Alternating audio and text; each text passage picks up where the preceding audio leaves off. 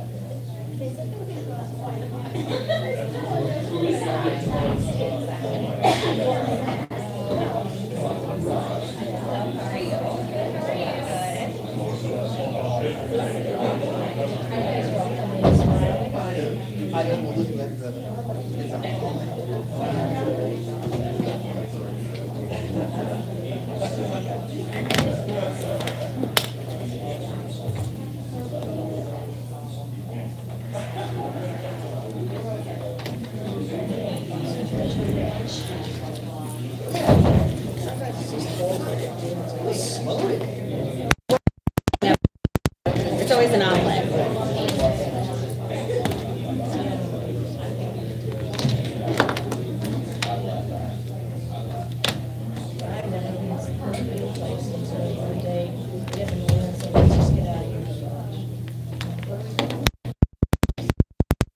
Different waitresses that we loved, like, and there's one that'll like just bring us a Diet Coke, like she doesn't even ask, and then she's like, do you want the same? And we're like, yeah.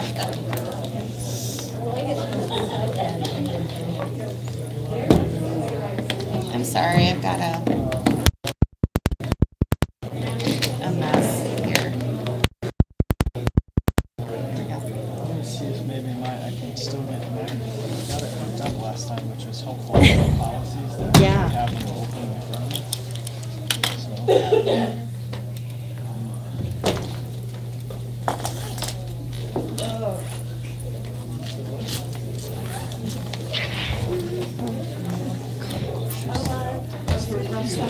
I mean, we started at like 3 a.m. and it never ended.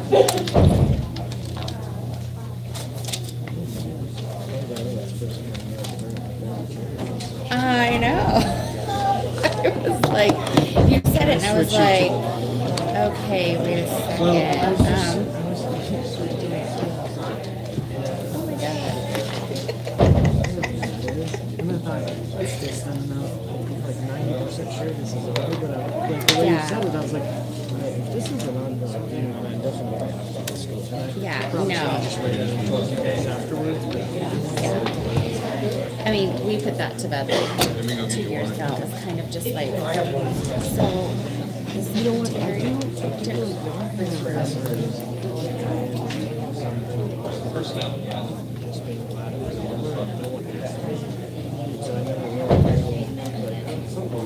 something happened. Well, and we discovered it, and then the secretary was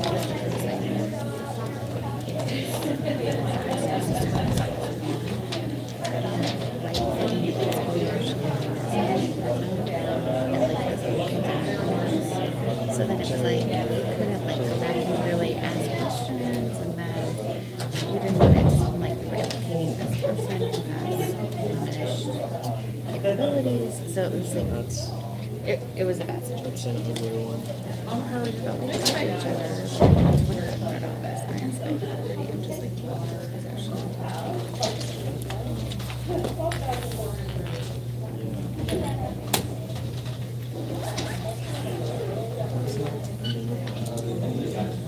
Like I said, I saw it. Yeah, so my dad's huge, but his wife, she was one of 14, so like just the next She is Catholic. Irish Catholic. yeah. We just, I don't know, like, my dad's 1 of 5, so this They're small. I mean, yeah, right. in comparison. I'm trying to remember which system it was, right? But that's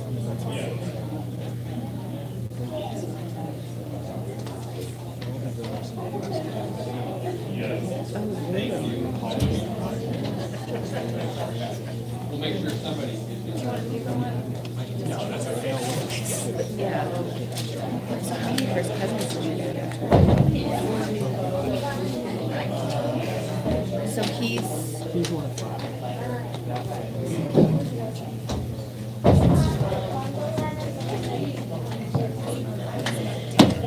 Oh, well then there's so first cousins, both sides, a bunch. So like we just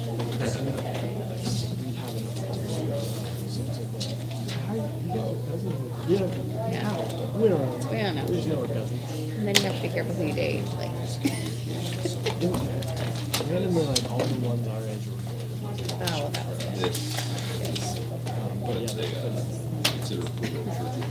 We just don't bring out like so I'm ready to I don't think it's ever come. Like I said, usually like the last right. Yeah. And that's like never ever gonna go up. yeah, no. Correct. We do. I don't know why it's wide open.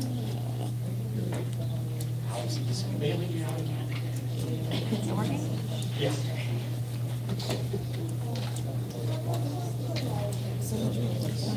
We have to watch.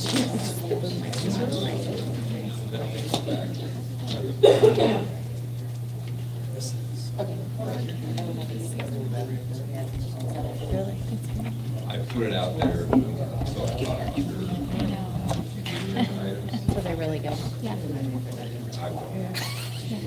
All right, thank you for joining us. We are actually already in session because we've been in closed session.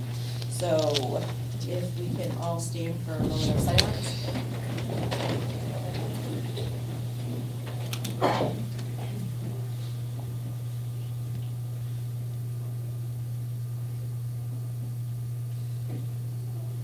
pledge allegiance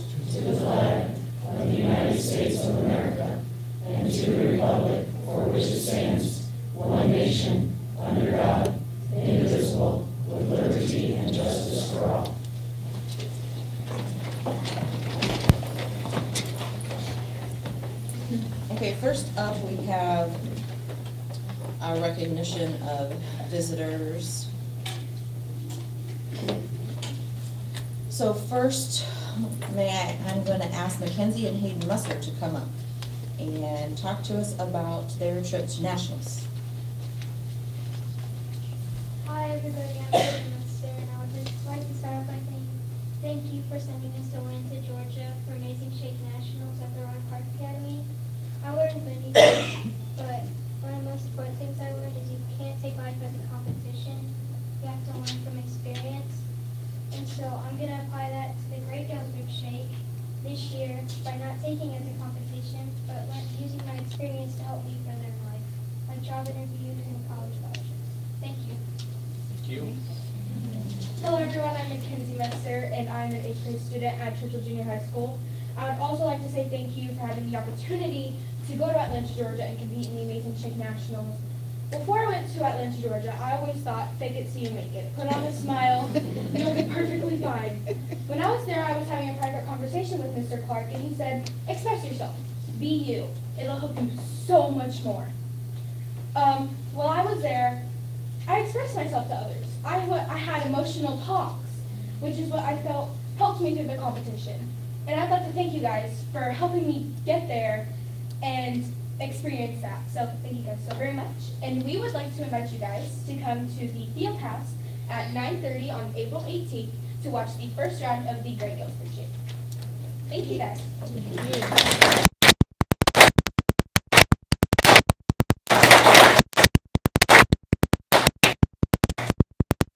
Next, we have Lori Eaton, who would like to address the board regarding yearbooks.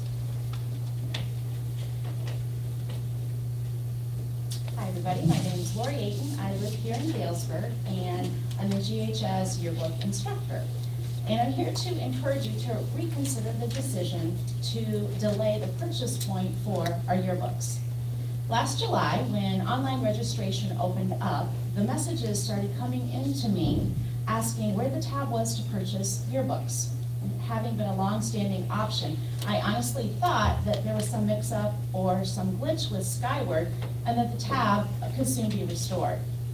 When I talked to our school secretary, she informed me that in fact a decision had been made to not allow yearbook purchases until mid-August. My jaw dropped, my heart sank, because I knew that that would have a drastic impact on our yearbook sales. I was right. This past year, from mid-August until October 1st, we sold approximately 255 yearbooks. The previous year, when parents were able to purchase yearbooks throughout the entire registration process, we had sold approximately 421. In October, I was looking at about a $9,000 loss in sales that I had been planning on.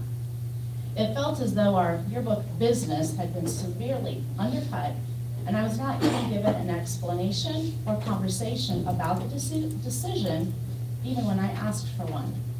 So fast forward to the past 24 hours, and I have been involved with conversations and have learned that the primary reason for the delayed purchase option is the district's frustrations with parents registering without paying their assigned registration fees, but paying for optional ones. And I appreciate that frustration. But I'm not sure that the solution to delay the yearbook purchase option is actually solving the issue. Do we have the data that the majority of those unpaid fees were in fact purchasing a yearbook? If you look at the list of students who have purchased yearbooks and compare it to the unpaid school fees, I'm not sure that the majority of students are the ones who haven't paid their required registration fees. Deciding to withhold the purchase point from families who are paying their fees is not solving the issue. I truly believe that July is a desired purchase point for many of our families who are planning for the costs and are used to buying our yearbook during the registration process. In July, the families are not giving out lunch money, they're not buying football cleats yet, school supplies, or school close. Parents have the funds to buy the yearbook at that time, and they were calling this past July, asking if they could purchase their yearbooks because they wanted to take care of it all at one time. If the concern is the unpaid fees, can we please look at ways to address that on Skyward other than withholding yearbook purchases? Skyward topics that could be further explored might be a format that designates payments to the required fees first. Perhaps a link could open up after the registration fees have been paid that allows the yearbook purchase option. Can we dig a bit deeper into the actual non-paid fees to establish if the primary cause was the yearbook purchases rather than the registration fees? This is a significant loss of revenue, and I'm asking you to please reconsider delaying the purchase point. I urge you to look further to find a solution that actually addresses the unpaid fee concern without causing such a financial loss to our yearbook. Thank you.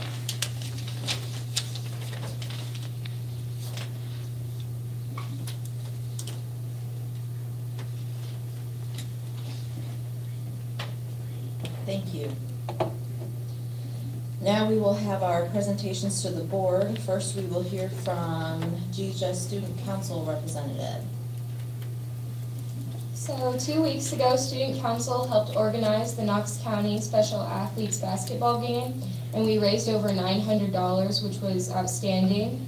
So this was a huge success, and we are already making plans to better it next year. And last week we held elections for the Student Council Executive Board for next school year.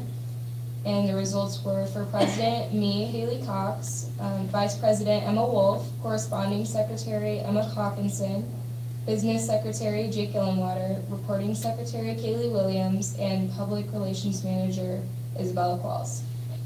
Committee co-chairs were also chosen. So our next event will be the blood drive on April 20th in Baikal Gym, and we will be speaking with a representative from the Red Cross during all lunches to promote donation to the students in our school. And our goal is to get over 200 donators from around the community, because donating can give multiple seniors the opportunity for $250 scholarships, depending on how many donations we're able to provide, and 200 would be, I believe, 10 scholarships, so that would be great. And anybody can sign up for this at redcross.org, and again, that is April 20th. Thank you. Great, thank you. Any questions from the board? Next up, we have the Silas Willard Geography Bowl Here, team. Mr. Sharp's going to you.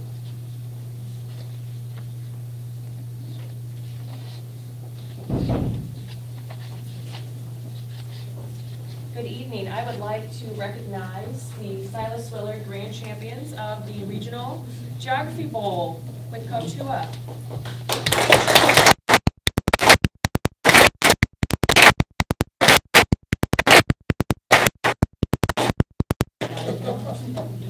I have Douglas Bundy. Oh, I can see him. And let's see, Sawyer Bronze. I have Kennedy Spencer.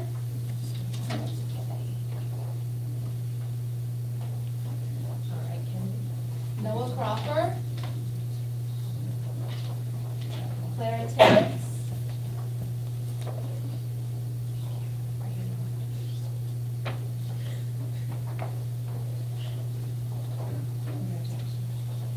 Ethan Oxley.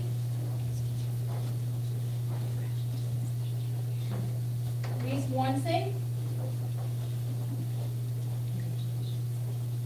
And Sophie Jones Rose.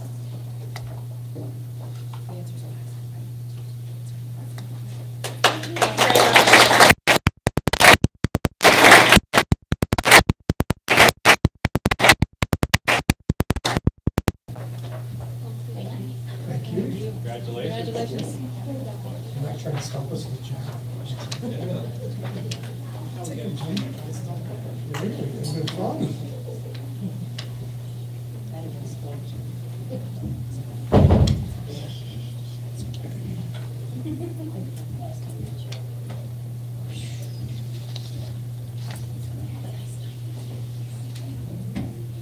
Okay, next we have a presentation regarding the Bridgeway Mental Health Services. Principal Sutton.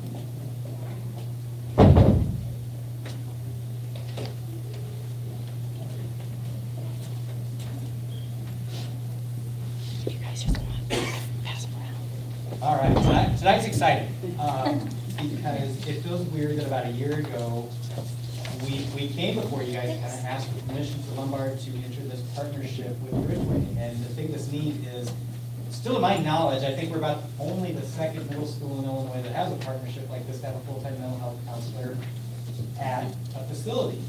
So really, we're here tonight for two reasons. Number one is this. I'm gonna hand this over to these ladies to kind of give you an update of how it's went, the volume of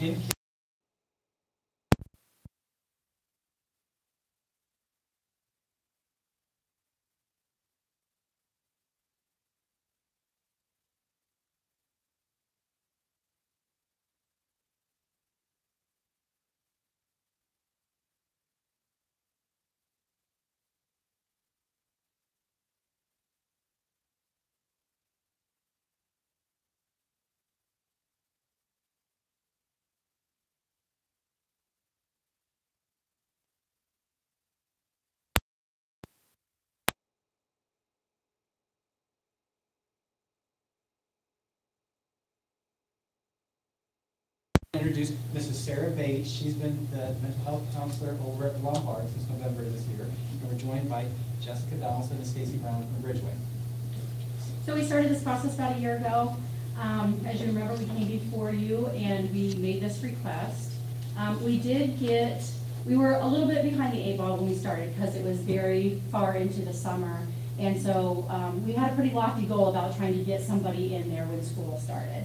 So we weren't able to do that, but we did hire Sarah. And I will tell you, we wanted to really find the right person, because even though you have a lot of people who are qualified to be a mental health counselor, you really need to find somebody who can work in the school system as well, because it is kind of a specialty. So we did a lot of interviewing, we held out, we found Sarah. We brought her in about November. So we had about 30 days for new stuff that happens when you get a new employee, and then we basically put her in the seat in the school and let her go.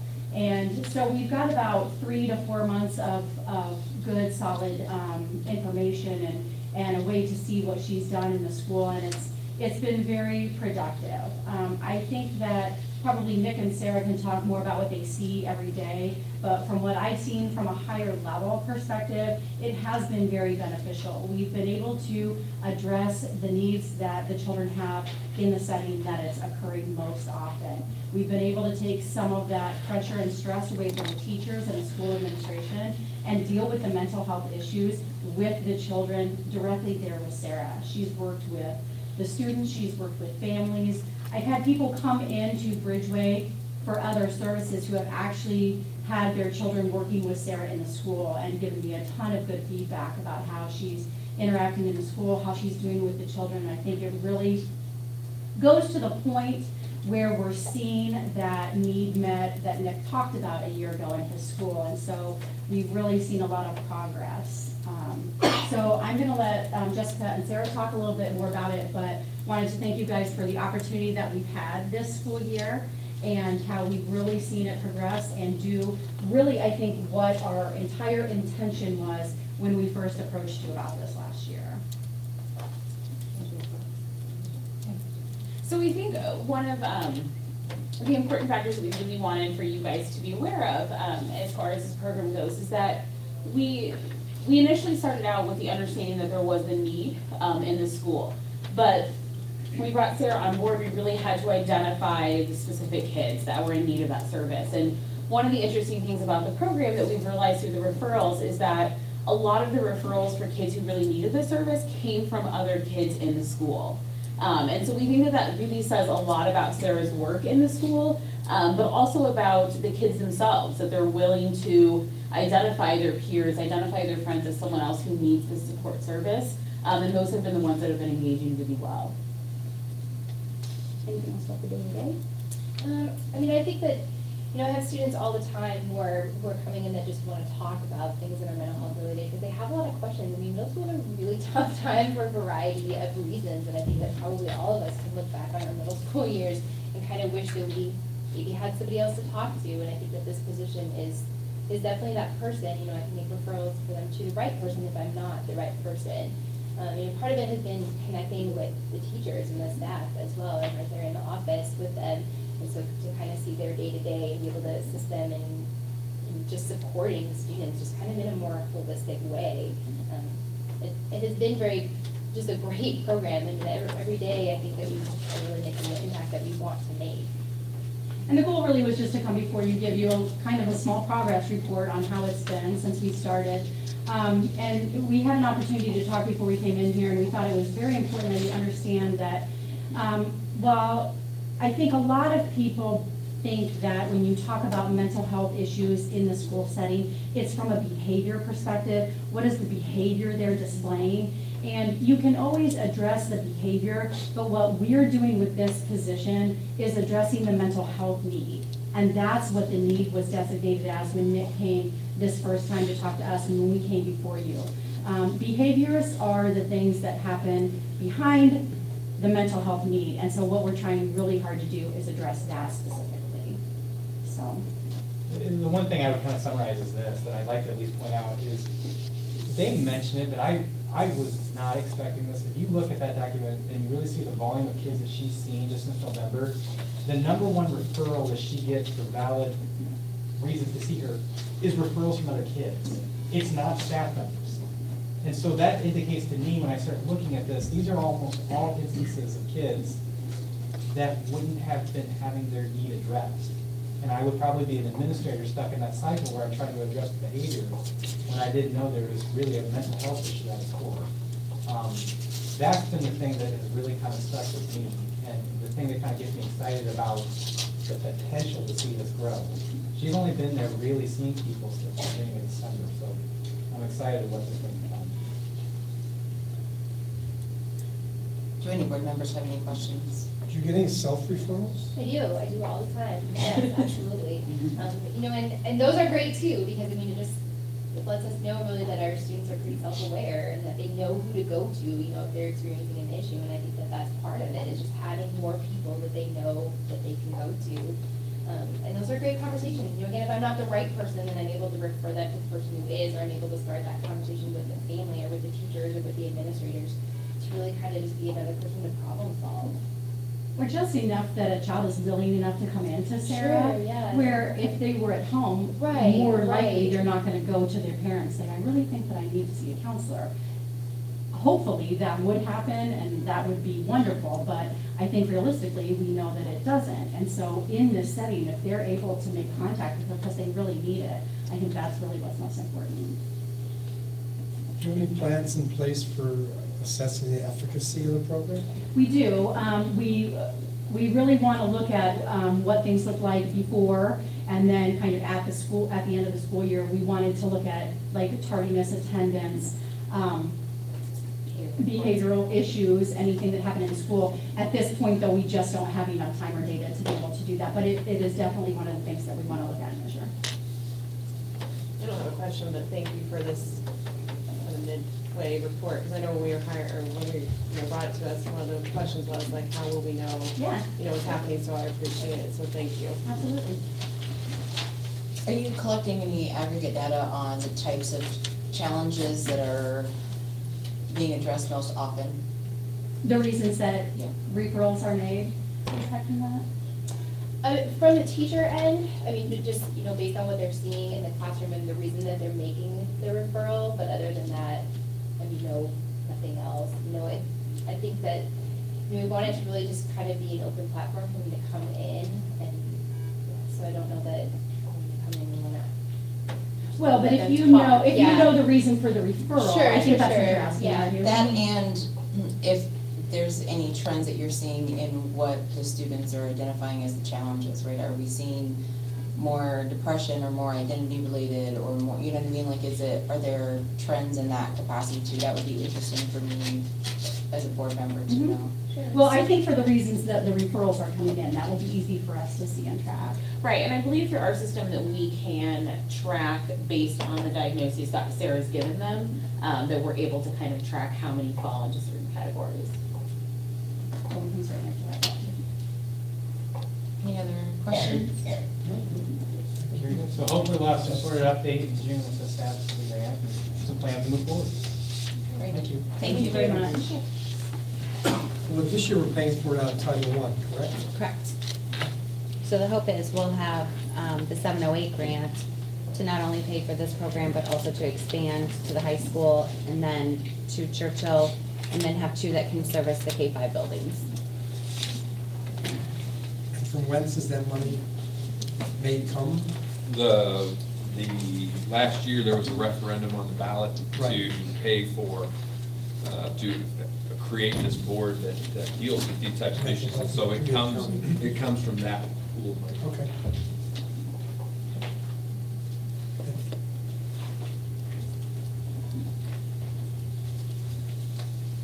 All right. Moving on to the approval of the consent agenda. Do I have a motion to approve? Second. Any questions or anything, any item that a board member would like to have removed? Allison? Lyon? Yes. Pickrell? Aye. Sharpie? Aye. Statham? Aye. Banks? Aye. Cervantes? Aye. Glastovich? Yes.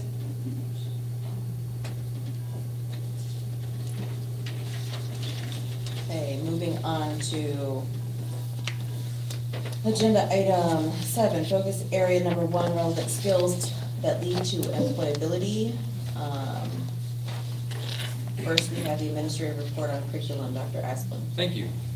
This Wednesday, we have a school improvement day, half a day, and most of those activities will occur within the building specific, but they're still finalizing the vocabulary and vertical articulation of each curricular area, whether that be K-12 or 6-12.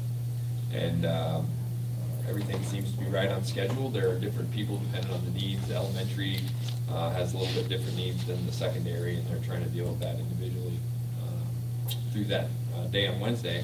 And within the buildings then up until the end of the year, we'll be working on getting that vertically articulated so that we can get that approved. And then we can deal with the board goals as it pertains to the school improvement plans for next year and the district improvement team, which some of that update will be on next month's agenda.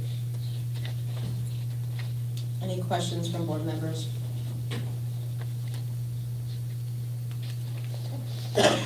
Building reports. Any questions? Well, kind of comment-ish. Can I use the microphone? Get all done. Both.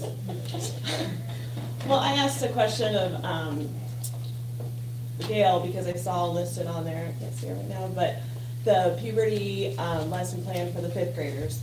And we always kind of talk about aligning curriculum throughout all elementary schools, and I don't know, other schools might do it, but I think this is, and she sent me the curriculum that they bring into the school, and I think that, as much as we're supposed to do this at home, I know that doesn't happen a lot in a lot of families, so I just hope that other schools, elementary schools, are doing some sort of program like that, because once she sent me the curriculum, it's, a group comes in and teaches it, it's pretty powerful stuff, and stuff that starts in 5th grade or before, so I just hope that, they might just not have been listed, it might not be a part of the building reports, but I just hope that as we're trying to align curriculum and trying to do these things, that programs like that are a benefit to each school, that each school can participate and have the same type of curriculum. Right, and to expand on that, one of the goals that we discussed last month, which will be on an update for next month, is to get the curriculum audits in place for next year so that we can ensure that all of those Right. linkages are being made across the district. So I guess it was a props too to Gail for, doing it on their own for now, so, thank you. I would second that. Anyone else have something for building reports? I think my only comment for building reports, and correct me if I'm wrong, I did not see where the middle schools and high schools do cumulative description of their discipline and attendance, like the elementary schools do. And I would like, if possible, to have that. I saw the monthly, but elementary schools also do month, and then they have the cum for the year. Is it because, maybe it's in the chart and I just wasn't reading the chart right? No, it's in the graph. Okay. So if it's possible to have cumulative data, that would be great.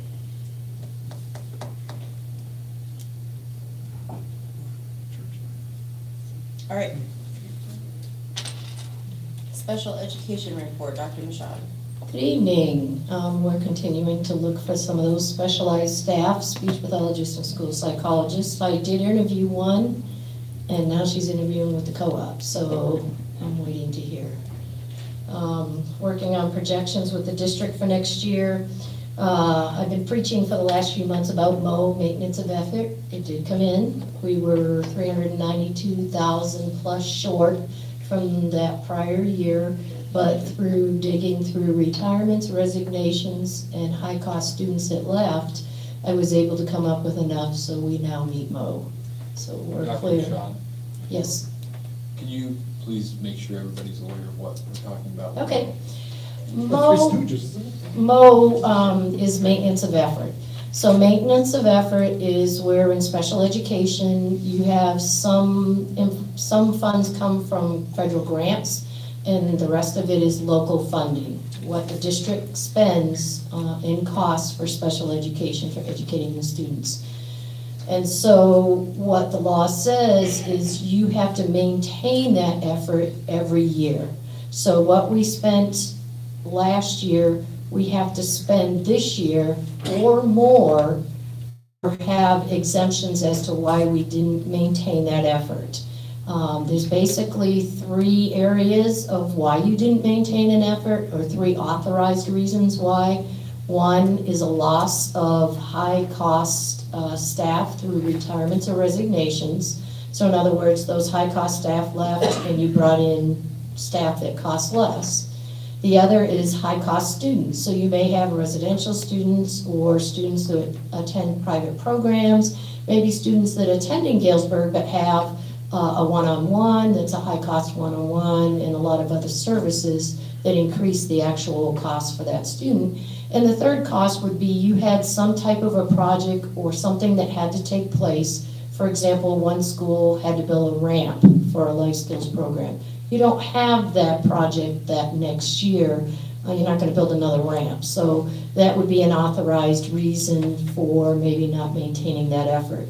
Things like saving money through technology, that doesn't count. That's nice, but it doesn't help me in most. So every year we have to look at 2 years back.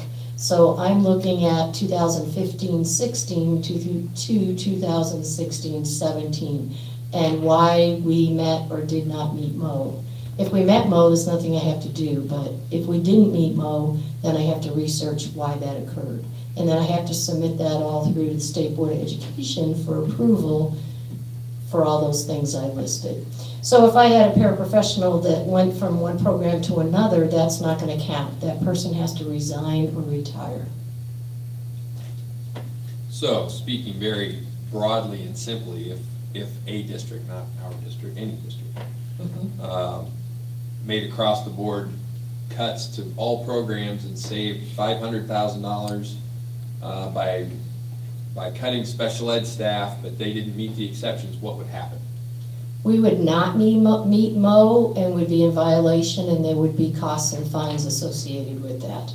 And it's not typically a one-time fine or fee, because what happens is MO, they're not going to say, okay, you didn't meet MO, so now your new threshold is down here, your threshold still stays up here. So it could be a repetitive problem year after year. So in special ed, it's really a director's nightmare in some cases. You really have to look at why you're downsizing. So if it makes sense to save money and to streamline services, you have to really try to do it in correlation with people resigning, retiring, moving on, or high-cost students that are no longer there for those types of programs. So you really, and it's hard to think about because it's always 2 years back and there's nothing you can do. So you have to do it in the year that it's occurring. So this year, we have to maintain the effort from last year, and if we want to do something to make sure, we have to do it now this year before June 30th. You can't go back. A lot of times we do have a lot of high-cost students and staff. We've had a lot retiring. There's been years where I've had to dig down into bus costs and things like that, individual equipment for students and things like that to meet mom. One other thing that is new since I put my report out is I've been talking with Ms. Taylor from the State Board of Education. She will be coming up May 10th and 11th to meet with myself in regards to reviewing the pullout plan. So in other words, the pullout plan was written for Galesburg to pull out of the co-op. Now we're going to be audited to make sure that we are actually following the pullout plan that we wrote. And making sure we're in compliance. So she's going to come up and meet with me. She'll go see some of our programs, take her around and see what's going on. She'll meet with the coordinators, Dr. Asplin if he's available. And I'm fully confident that things will go very well. A lot of times when districts pull out of a co-op, they don't have the continuum of services that we always talk about. In our case, Galesburg was the bulk provider of the continuum of services, and we never cut any of those services. So that part should go well, and we'll just take her out to the classrooms and see what's going on. Any questions from board members? Well, I have one question. On this continuing shortage of psychologists and speech pathologists, as we sit here today, how many psychologists are we short over what you'd like to have, and how many speech pathologists are we short of what you'd like to have? We, in this district, I would recommend we have 3 psychologists. Right now, this year, we have 2, and we have been contracting some outside psych service help to complete case studies in a timely manner so we don't come out in violation with the state board for not meeting the 60 school day timeline to complete those case studies. All of them have been done in that timely manner. A big concern is at the end of this year, one of my psychologists retires. And so that puts me at 1. There's no way this district can do it with 1 school psychologist. 2 with contracting help has been extremely tight, very stressful for them, but 3 would make it a little bit easier. But we're not the only ones in the state of Illinois that are short school psychs. Every day I'm getting pop-ups from different districts short all over. In speech path, I have 2 interested individuals that are wanting to go back and get their master's in school. Both of them require a master's degree. 2 people who are interested in going back to get their master's in speech pathology.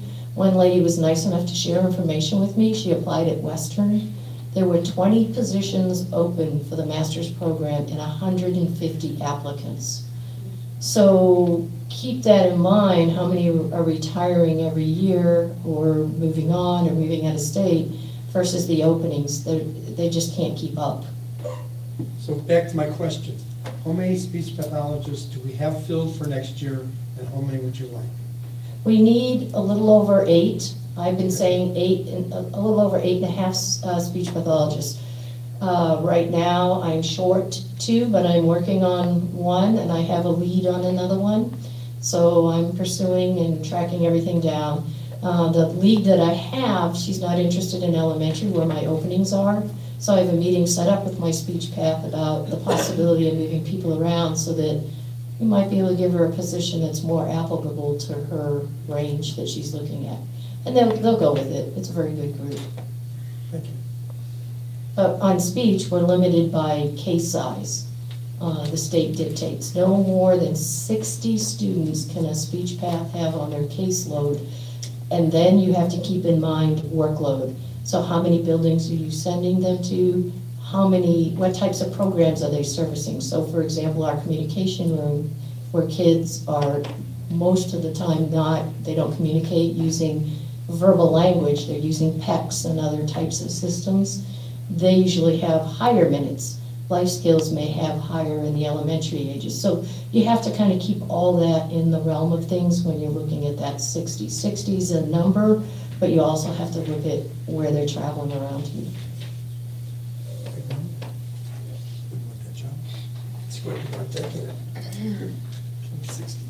Any other questions? Okay, moving on to focus area number 2, facilities that assist in skill acquisition. First on the agenda, consider the approval of Silas Willard and GHS parking lot bids. Do I have a motion? So moved. Do we have the GHS bid? GHS is taken, so Well, yeah. Oh, sorry. Second. Okay, now discussion and questions. On the Silas Willard project. Right. Is this for the expansion? Yes, this is for the parking lot on the corner of. On the empty lot? On the corner of Fremont and Seminary. Do we have an architectural drawing yet? Do we have an architectural drawing? No, we have a layout, I don't know if we included it on there. It wasn't in the information that Mr. No. Larson forwarded to us. It was just the bid tabs in the bid packet that we got today. Yeah, because I think both Maury and I had mentioned that we wanted to see what was going to be done as a boundary between the street and sidewalk and the parking lot. They bid a berm, excuse me. It's hard to say, bid a berm. They bid a berm that will go along the 2 major corridors and act as a boundary, and then we can add landscaping or shrubbery as needed. So it actually ended up being a savings that way, because they don't have to haul dirt away. They're just gonna take the additional Soil. dirt and then build that up around the perimeter. We'll be able to plant any trees, cut out to the berm, so to make the street look nicer. I'm really serious. I mean, I drove around there twice today. And we also need honestly, some landscaping in front of Silas. Yes, we do. Badly, on that In side front of or the behind? street. Well, behind on. Right, On Fremont. technically behind on Fremont.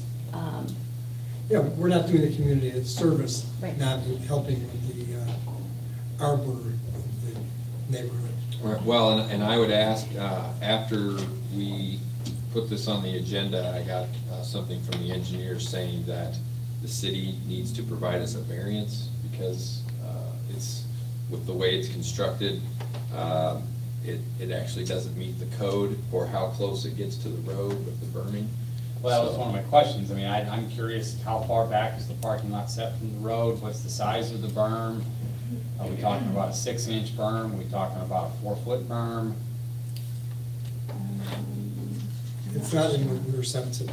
It wasn't, okay. No, not that I can find. Right, and so we have to go to the city for a variance on April 24th to get the variance for the project. Is that because we're locating the parking lot so close to the sidewalks and streets, or is it? I was just told that there needed to be a variance because of the way the parking lot was laid out with the proximity to the street. So, yeah, I mean, it doesn't have to move a sidewalk, but. No.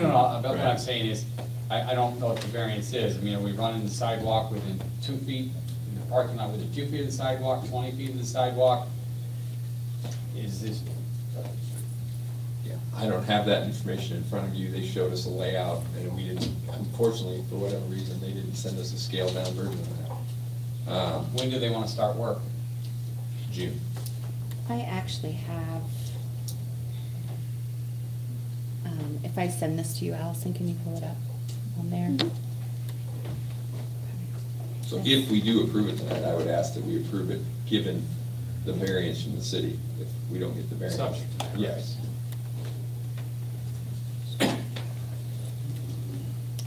Hi, Allison.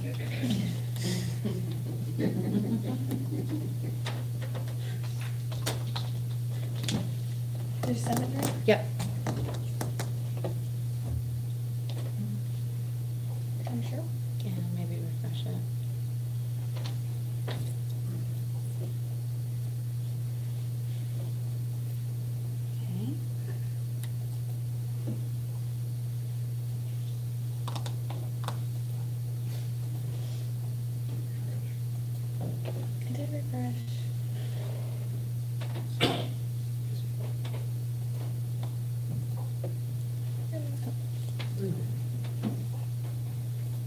pull that one up first. Is it a scale?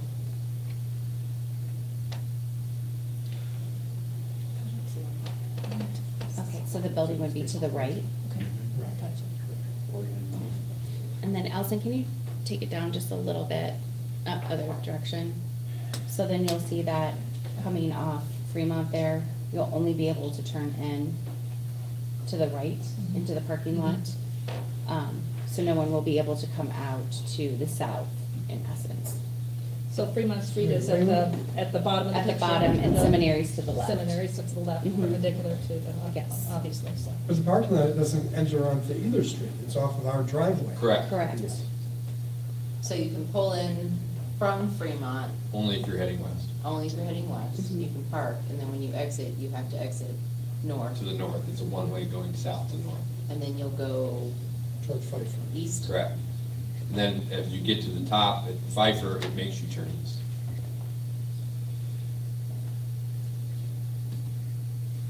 In the bid documents, it said something about we have to replace some sidewalk. There's existing sidewalk everywhere.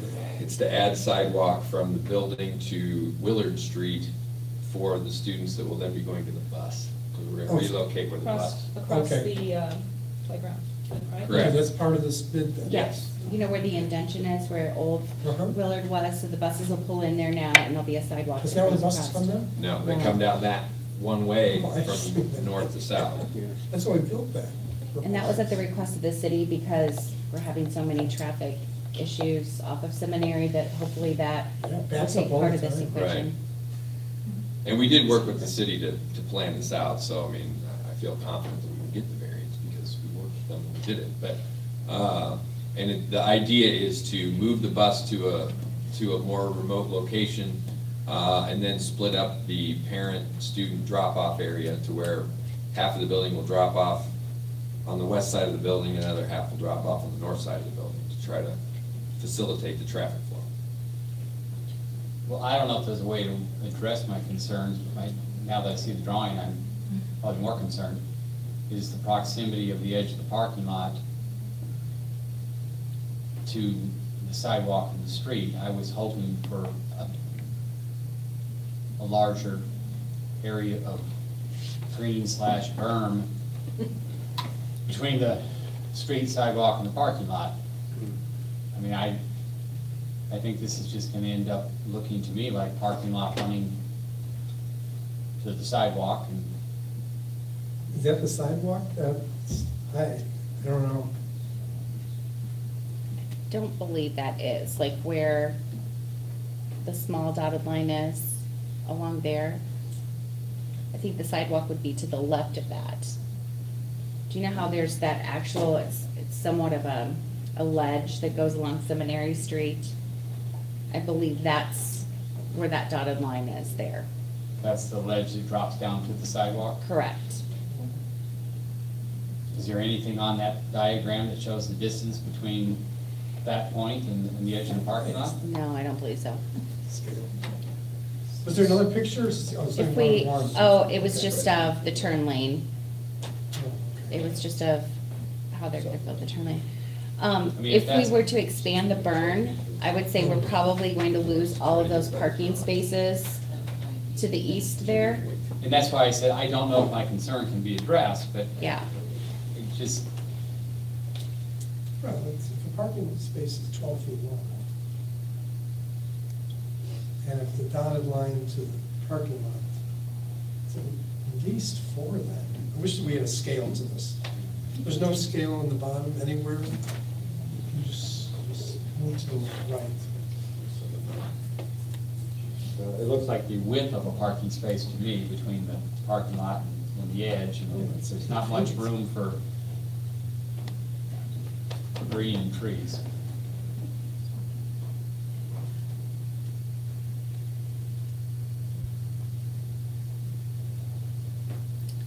I can see it on mine. You can see the sidewalk at the very bottom. Can you see, right there, yeah, do you see where Allison has the pointer? That's the actual sidewalk that goes along the perimeter. The dark line to the dotted, the first dotted line? Yeah, here, let Now me. there's two small dotted lines. Okay, so the sidewalk begins right here. You see my, Uh-huh. and then it comes across.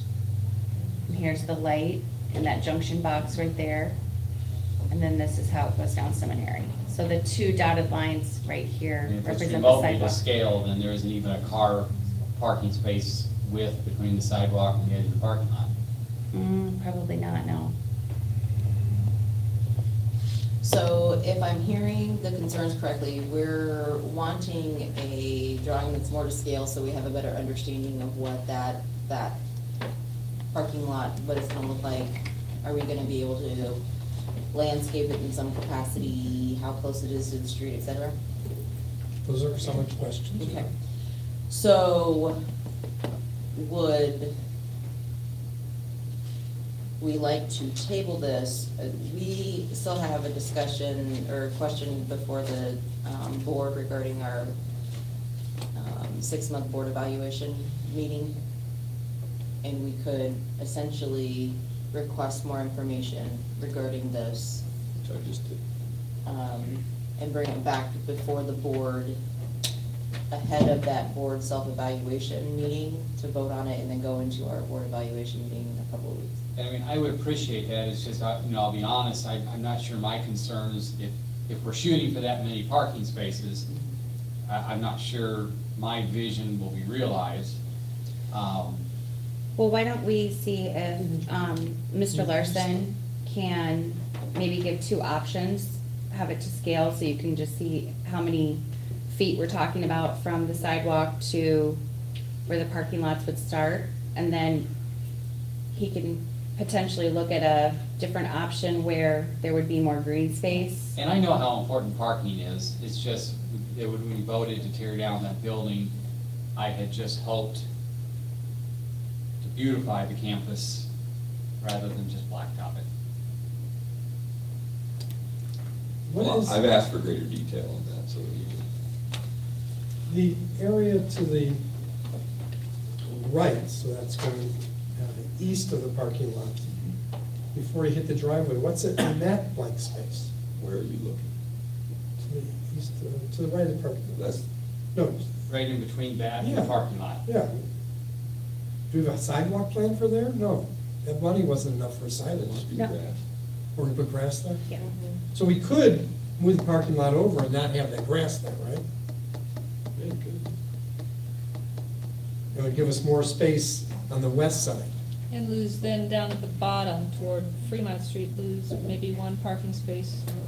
It would be 4 parking spaces across the I would bottom. really like that idea. And then that would allow for more space down there. Is there a I mean, did we tell them how many, what did I say, 56? Yeah, we told them maximum. We told him to maximize as many as we could get.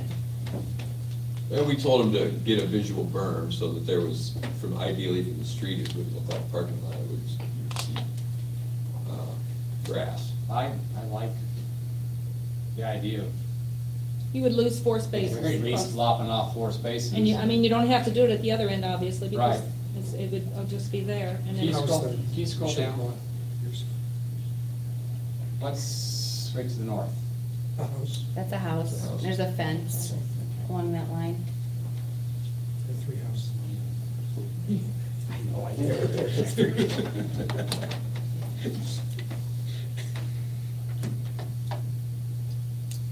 Well, we need to get the variance from the city and we'll need to get the detailed drawings, and I asked to make sure I got them by the end of the week, so I can forward those out to everybody.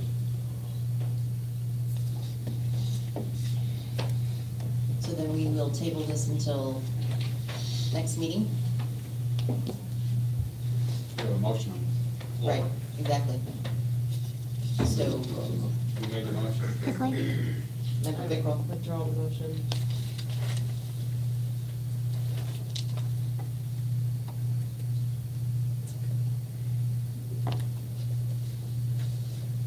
All right. Item B, building study update, Dr. Aston. Thank you.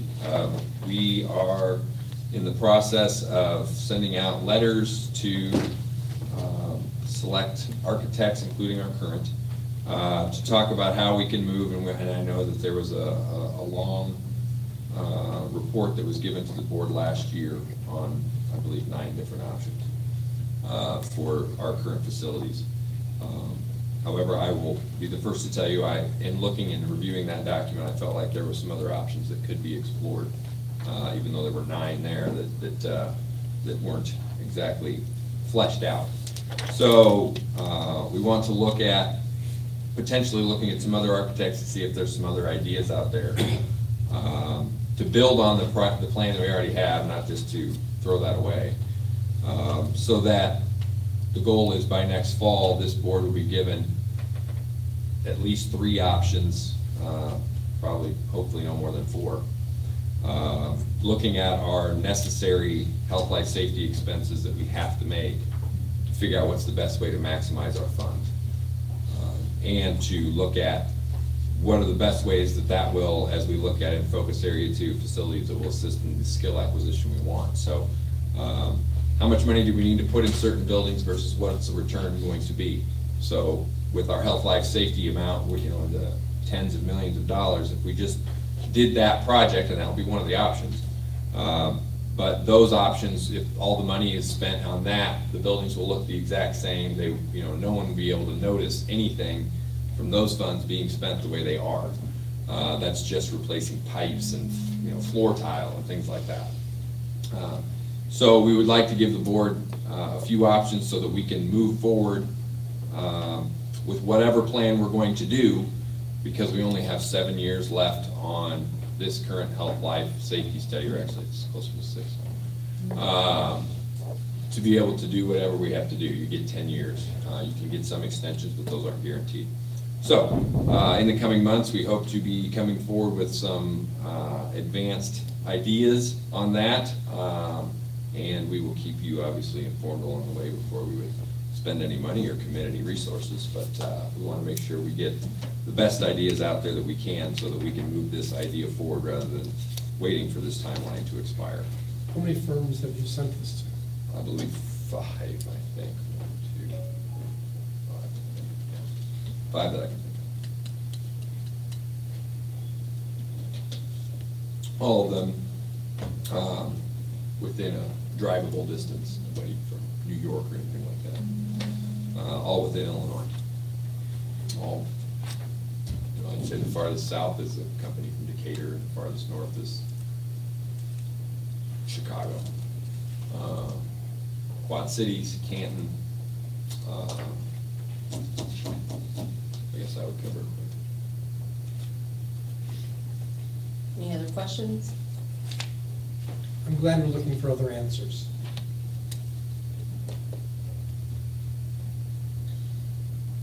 Okay, update on district building projects, Ms. Hamm. We don't have any currently going on, and our next big one will be the Silas Willard parking lot, and we'll stay tuned on that one. Well, and the GHS parking lot. And the GHS parking lot, there'll be a bid that'll be coming at the May board meeting for that, and that's just resurfacing the main parking lot outside of the field house. When was that parking lot redone? Well, we did some crack fill this fall, No, we- but if we don't do some sealing on that here pretty soon, we're gonna be I ripping think it it up. was done with the field house in 2014. Yeah, So the whole parking lot's only 4 years old, you're saying? I believe it was 2014 when that was redone. It wasn't ripped up and redone, though, was it? No, it was just Overlaid. overlaid. Okay, yeah. Well, you're gonna get reflective cracks through those. Right. So you have to seal those parking lots probably at least every 3 years, or else you're risking them degrading. It's a big parking lot. Yeah, it's huge. It's a lot of use. Yep, gets a lot of use, and it's, it's not a super interesting expenditure, but it's a necessary one. At my last district, we ignored sealing up a parking lot after it had been there for 10 years. We ended up having to replace it, and it was $625,000. So I told the board, for lack of a $30,000 bill every year, we spent $62,000. So, it's preventive maintenance we need to do. It is money saver. Any other questions? Okay. D, enrollment report with building utilization. And that's just there, for your information. We do need to update some Nielsen numbers, which somehow didn't make it on there. We gotta get those updated. And then we have been working on more of a visual map, and some of that with the elementaries we used on the boundary study that we'll be discussing here in a little bit. Where's that on here? You talked about it, but I don't see where it falls, if it's not falling here. You talk about wisdom classes, so we're Yeah, using yeah, utilization of the item. Item G, air yeah, that's number 9. Okay, thank you. Sorry. Any other questions?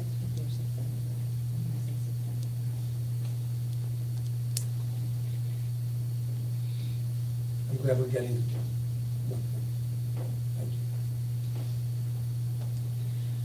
Okay, moving on to focus area number 3, responding to the changing needs of our community.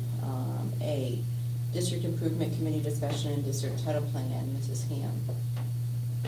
Ham. This is just to let the board know that next month we will be bringing the annual district Title I plan for your review and approval. This is something that we do every year. From the district's title plan, the goals for the SIP teams at the individual schools are built, and it kind of is a mechanism to drive expenditures throughout the district. So it is essential that we have that passed in May, because we cannot access the grant portal for the FY19 Title I expenditures until we have a district plan that's been approved. So hopefully this year, unlike the past few years, is being in that portal, and we'll be able to enter the grant and submit it on July 1. The rules typically have been that you cannot start expending money until you submit your plan. It doesn't have to be fully approved, but you have to submit it.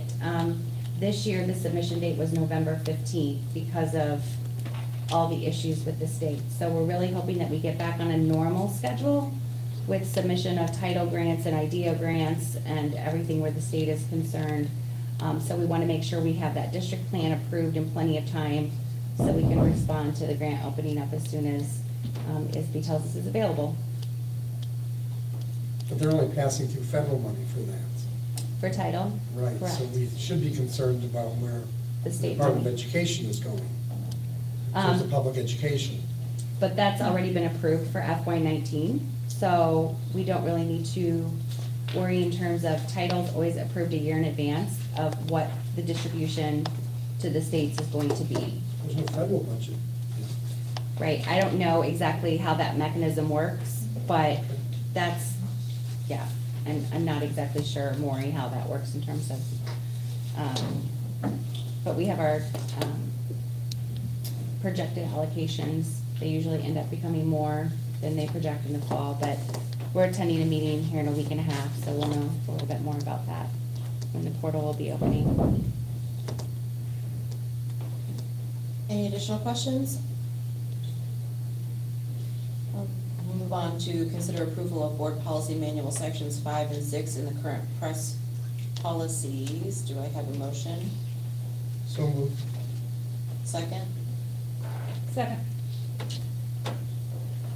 So as the board recalls, we went through these policies last month very tediously. If you looked through your board packet, you'll notice that the changes that we suggested had been made in red. There was one that was missed. Okay? That note I left at home. I'll give you a minute. We must have crossed out one more word that was within, on 590, section 2. I think we want to say required by law upon their employment, not within upon. Just, if we're going to fix it, may as well fix it. Guess we crossed out. There we go. What page is that on? Oh, what page? Page 1 of 2 of 5:90. Do you have that, Allison? Yeah, got it. Okay, thank you. So with the change that Maury just pointed out, are there any other? It's not on there, I didn't see. pull up. 6310. What was it about? It was the one about. Dual credit. Dual credit. Yeah, we didn't like actually make a change to the policies, so I didn't put it on there because we didn't revise anything. Okay, so we can still do that then. Yeah. Next month. So you just want to pull, policy 6310 Mhm. to make any change, because otherwise, if there is no, Mhm. if we approve it, then we're approving it as written, and we haven't really reviewed it because we hadn't been able to get to that. Right. So we're exempting policy 6310. Does that have to be an amendment? Amendment to the motion. Technically. I think it's a great, it's my motion, I so concur. Second, okay with you? I'll second. I hope so, you brought it up. Okay, so we are considering the approval of the board policy manual, sections 5 and 6, and current press policies, with the exception of board policy 6.1 or 3? 6.3? 6.3. Okay. 310. I thought there was a 1 in there, thank you. Any additional comment? Okay, Allison? Sharpie? Aye. Statham? Aye. Banks? Aye. Cervantes? Aye. Glasnovich? Aye. Lyon? Yes. Pickrell?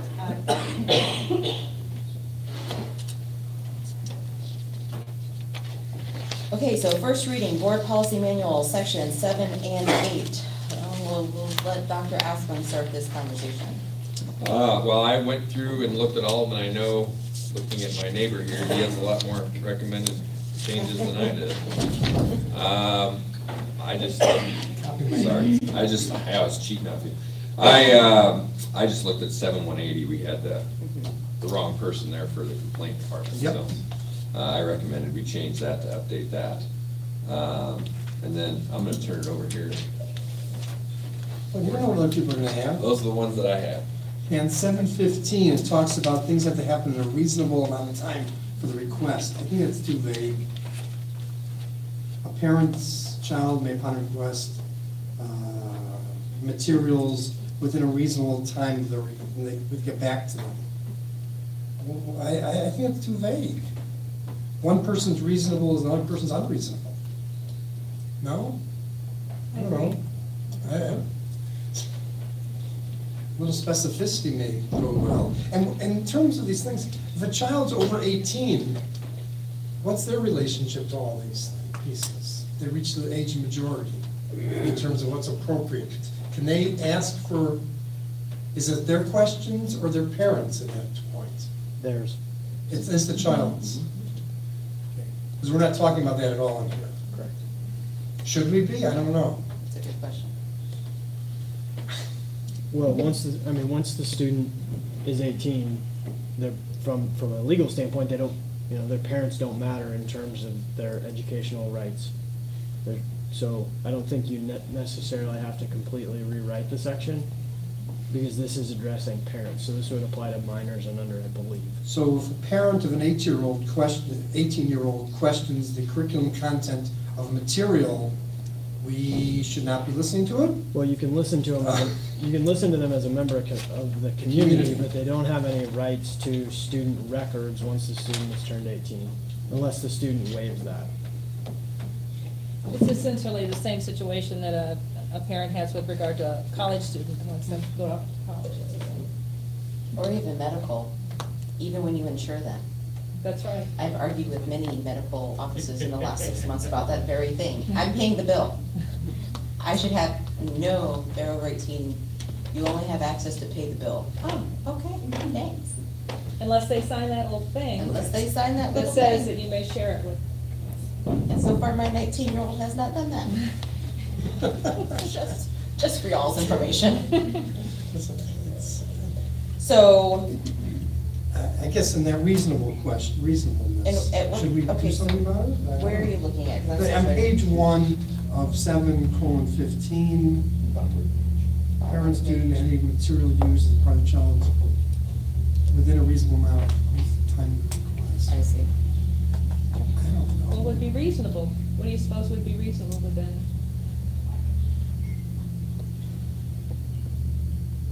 In my opinion, while you're pondering it, is we're writing this for ourselves, so I would put reasonable in there.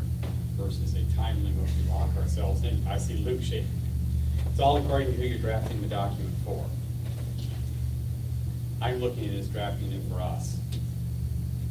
I don't mean to shirk my responsibility to the public, but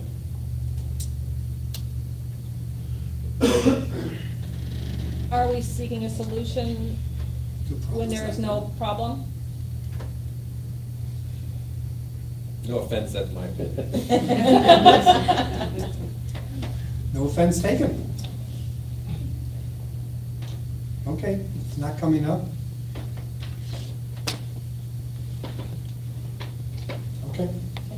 I would say most people who are dealing with the information that has been requested by a parent would just as soon get it taken care of in a timely, very timely fashion, because they've got something else to be doing that's more important at that point in time, so they're probably gonna get it done quickly. For what it's worth, I haven't gotten any expressed concerns from any parents that they've not, I mean, if it's happened, it hasn't risen to me, let's put it that way. I haven't heard of any concerns of people not getting their information in a timely manner. What other suggestions? I have a question about 7:50. The first sentence doesn't make a lot of sense to me at all. It's not really a sentence, that's probably why. To be eligible for admission, a child must be 5 years old on or before September 1st of that school term. I guess that means admission means to the district. Correct. Okay, so it implies kindergarten there. And then it goes into this next part, I thought it needed to say kindergarten, but I guess it's implied. Where the next part that we can permit kids who are younger, we did that when we first moved the deadline, when the deadline moved back from December 1st, November 1st, so it landed on September 1st. Are we still doing this? That kids that are in that September to December period can be evaluated and start school early? We've had one request this year. I was gonna say, it's my understanding it's on a case by case. Yes. And there's actually there's a new law on the book that says we have to do that. Right, we have to set up a procedure, which we've been formalizing. We've been doing it, and So it's a procedure is in place? yes. Good, because I don't want procedures in policies we Right. spoke before. Yes. So you'll share that procedure at some point once Sure. it's finalized? Sure. Okay, because I didn't know if we were doing that or not anymore. Yes. Luke, it's 7.50 that I was referring to in our conversation. Item number 1. Okay.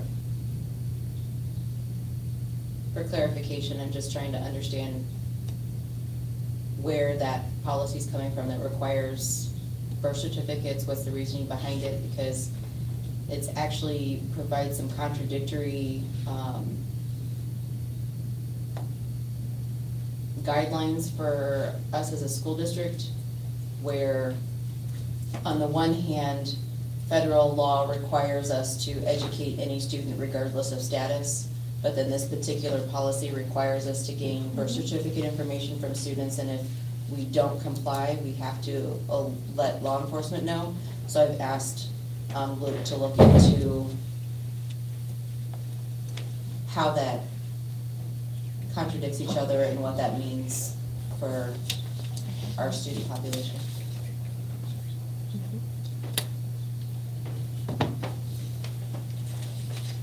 Anything else, Member Lyon? Yes.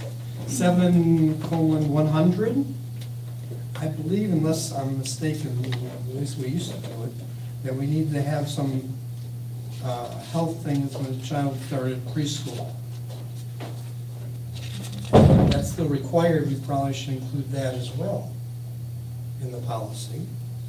And then further down, it says beginning 2017-2018 school year.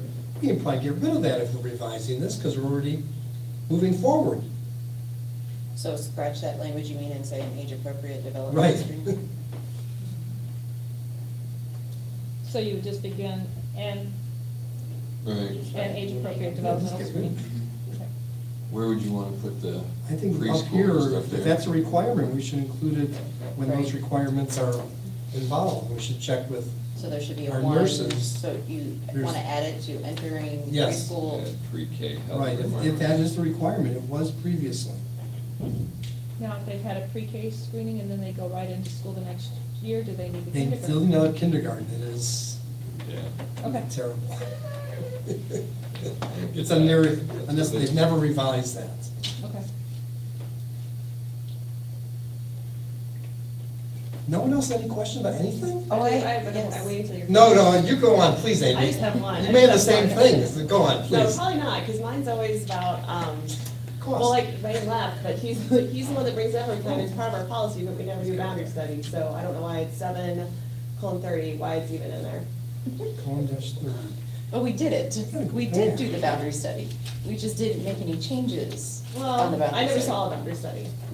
Like, I never saw, like, this line should be here, I never saw, I mean, I don't know, like, where, you know, if we did it authentically where people are living, I never saw, I mean, I don't remember seeing where. Well, we discussed it last, correct? Member Banks and Member Sherby. Right. Yeah, the ad hoc committee did it. I mean, Okay. Well, but it's supposed to be done annually, and if this was the first year we did it, I mean, I don't know if we should take that annually part out, because. No, we should do it annually though. Okay, well, then it's gonna be done going forward, that's great. You have your calendar for next year, right? Yeah.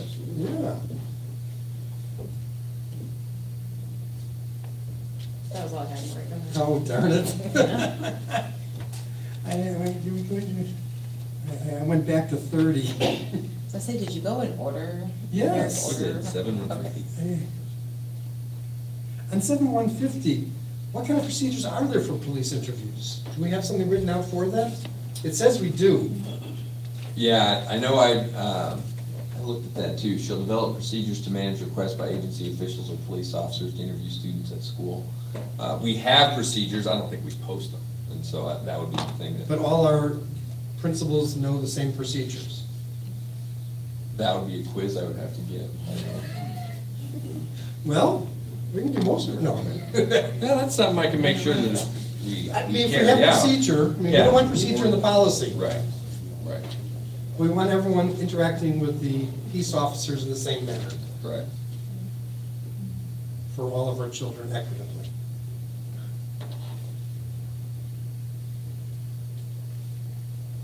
I was glad to see in 7:180 that we're talking about restored actions. Okay, then on 185, there's an age range there, I didn't understand. Yeah, I guess, I don't know a lot about teen dating, okay? Never having done it, all right? But if we talk about certain ages, but I don't know when those things start. When people do, we're saying we're incorporating age-appropriate instructions, grades 6 to 12. It actually says 7 to 12. 7 to 12, right. Is that where it should be? We want to have it actually before. It should actually. That's the question. Well, and this is just my actual professional education background that is in interpersonal violence prevention, like my actual degree. And I mentioned this in. So what's the score? Member statement. Trying to research. You get it to And I actually mentioned this in a Register Mail article that I did some years ago when I did an investigative article on domestic violence in the county. And at that time, a former board member actually decided that as a running board member, I was trying to put too much on teachers' plates. Realistically, there should be age-appropriate conversations from kindergarten on about the interaction and interpersonal relationships and what is a healthy relationship, how do you share, how do you say yes, how do you say no, and that builds into romantic interpersonal relations age-appropriately that actually should begin somewhat in the time frame that Gail did their puberty class, because that's introducing the concepts and introducing those kinds of conversations so that when they get into middle school, they're understanding personal boundaries, they're understanding how to express that, they're understanding how to respect those, so that then when they get into the dating relationships, by the time that they're in high school, they have a better understanding of what that is. And there are models out there. So yes, it actually begins much, much earlier. So what But in relation to this, I think what they're asking is that there is a law because of teen dating violence and a particular incident that occurred, that we should be having conversations within, and I think they're usually held within health classes, although I do know that there's other conversations that are had at least at the high school, around what a healthy relationship is. I know of one teacher in particular who through an English class has actually brought in representation from Safe Harbor to help students understand what a healthy and what an unhealthy relationship is. So as we're investigating curriculum and understanding how that happens, that would be a good question. So, Tiana, based upon your educational experience, knowledge, what would you call those early conversations? It's not gonna be called the same thing, obviously, here. It's usually, just building interpersonal relations, yeah, interpersonal relationships, building relationships, friends, it's terminology that they're understanding at that age, right? Their teachers are having conversations in the classrooms about sharing, about personal space, about those things, and it can happen within those conversations, or even when you're starting to see some of the bullying happen at that young age where there's the name calling and things like that. You start those conversations within those contexts. So, and if you can frame the language so that you're growing on it as they get older, it's all related. So for this particular policy, I do believe the change that I would make, do sixth graders have any interaction with health class? Yes, I would at least change it from 7 to 6, sixth grade. I believe the policy is based upon the state statute, so that we're compliant with minimal. Right. So what's best for our children? So anything beyond that would be an extension. Parent. Hardly made my peace. Anyway. Just saying. Do you know if in some of the elementary grades they are maybe already doing some of this? We need to find out if through the, principals. We do with our compliance programs as well, as far as the touch, back touch, that type of thing. So they do that every year for the fifth grade. Okay, so we go back to what Amy has talked about, making sure that those sort of things are going across all of the elementary. And every building has. Well, I was gonna say, we just had an administrators meeting on that last week where we talked about making sure everybody was on, so that's good timing, yeah. We do know everybody did. And it does build upon each other, so kindergarten first, and they get a little bit more elaborate second, third, and so they can put it all. And they have take home materials that they're able to share with parents, so there's an open conversation about it.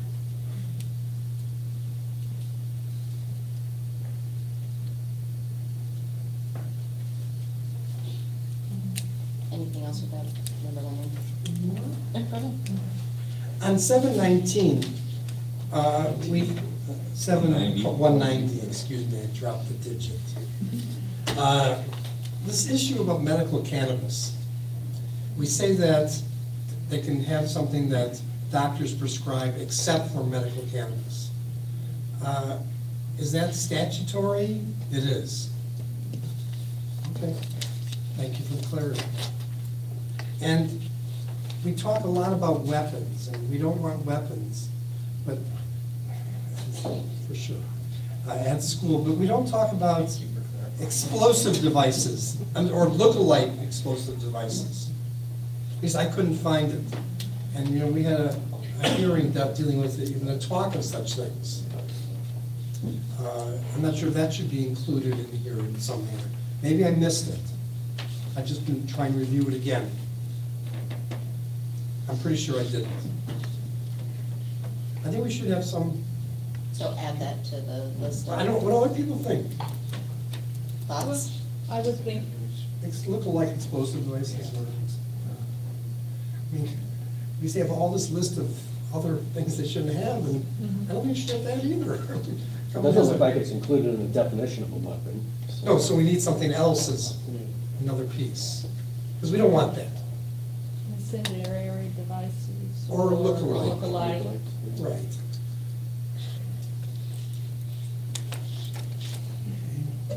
While we're in this, 7.190.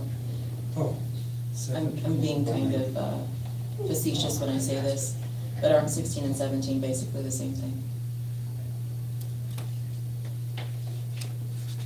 They're organized.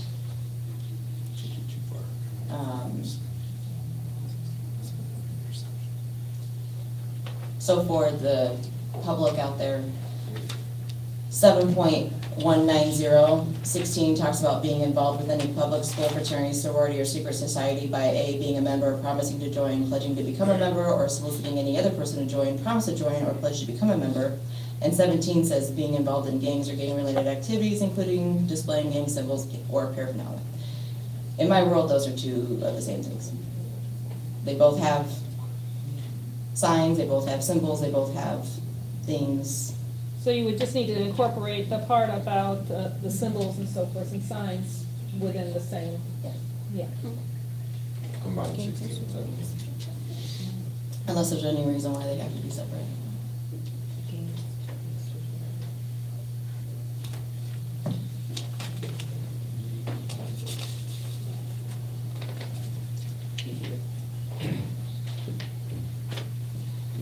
I'm down to 2. Okay. On a 7:270, it talks about the EpiPen use, and that certain trained people in our schools, is every teacher trained these days? How many people are trained in the schools? I wish we had. Through Ed Leaders Network, that's on there, so every teacher would be. Yes. Yeah, do that once Every 2 years? Yeah. Is that right, man? Through the Ed- Once every 2 years, right? Yeah. Ed Leaders Network. Ed Leaders. Yeah, auto injector, yeah. And just as a point of information, we have district-owned ones, as it says in here, right? How often are they used? Have just curious from the principals if they've had it go into the district stash recently? Doesn't sound like, I know we had a discussion earlier in the year about making sure that they were all up to date, and they were. I mean, so there's a process to make sure that those that are expired are cycled out and new ones are put in. Yes. That's a separate issue. Okay, last one, 7:290, suicide and depression awareness.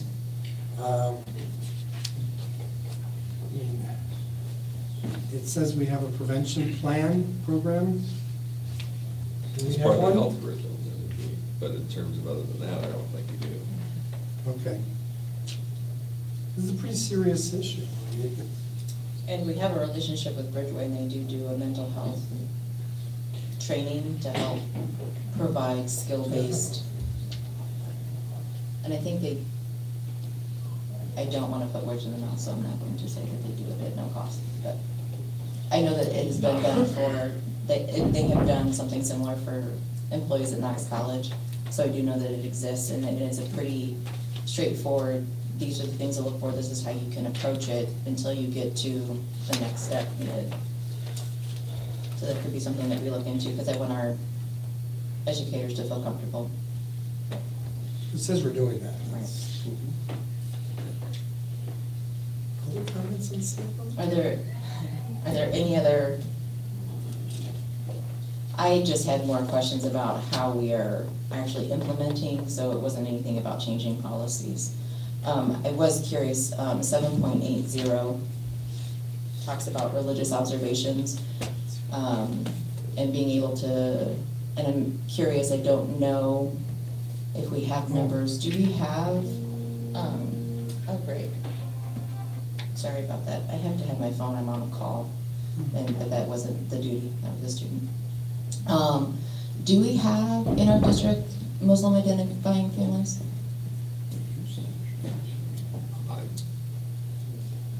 Not that we're aware of right now? Okay. I'm just curious because at Knox it's a big conversation because Ramadan occurs and it's getting, because of the calendar, Ramadan this year in the US will start May 15th. And every year it will back up further into our school year. And so I would just ask that we do some research to see if we do have any families that practice, because that can impact a learning environment, because Ramadan, if they're practicing and they're strictly practicing, they fast through the entire day during Ramadan. So, okay. If there were no other suggestions of corrections or questions for policy 7, we can move to policy 8. Did anyone have anything regarding policy 8? Member Lyon? I didn't say anything. Well, your head was in your hand, so. It says we have a district PR program. Do we have a formalized district public relations program? Do you want to get rid of that policy? I'm looking at It's not a number good rule. We have a program? This is one of number pick rules. I don't want to dump things on Areas of people. interest. Maybe we should take it out and just do good things, or have a We should policy. have a communication plan put together. Do you want to look at 8, 10 and come back with a revision for us then? It says we have this public relations. It talks about community engagement and, okay, I'll shut up. I'm ready. Also, it says that people send out, on 8:25, when they send out things that they stamp on it, District 205 disclaimer, does that happen in all things that are going out? They stamp it on, or they print it up like that? Go ahead. Well, just having seen things with the backpacks, there are things that are printed on there generally, if it's coming from an outside source, is that what you're talking about? Yes. It's always been printed on there when I've seen it. We don't stamp every single one of them. They give us like an original to put the stamp on or to. We're copying them for people then? No. Oh, good. But then we give them back and they make the copies and then we distribute them. But So we're we not. give them to you for approval? Correct. Okay. Yes. So which one's not getting, no one's saying they're stamping? No. Good, I'm glad to hear that. The provider of the information is doing the stamping after it's been approved by the person in the district. Okay. Which would be. Just say No, Maybe it should say that in the policy, that that's why we want it to happen. Instead of saying, well, we get around it by doing that. Then 880 talks about gifts to the district.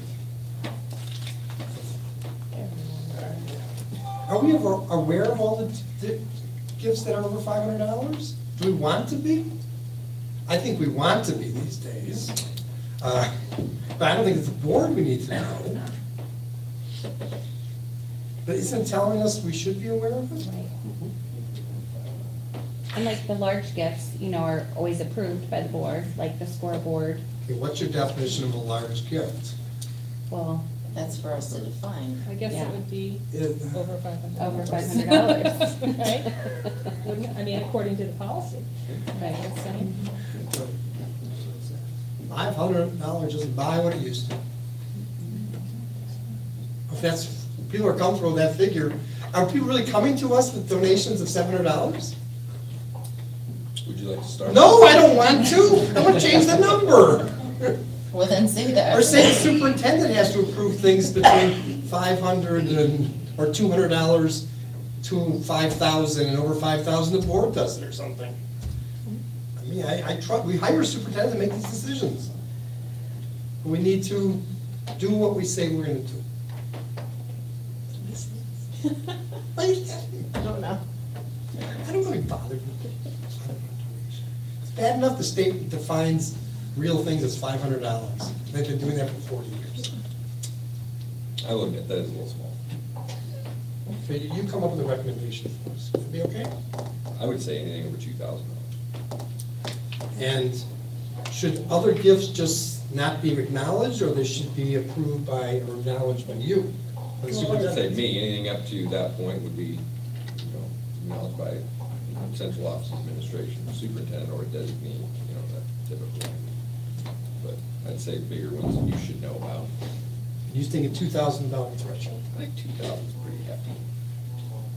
Should that also include like gifts to athletic Absolutely.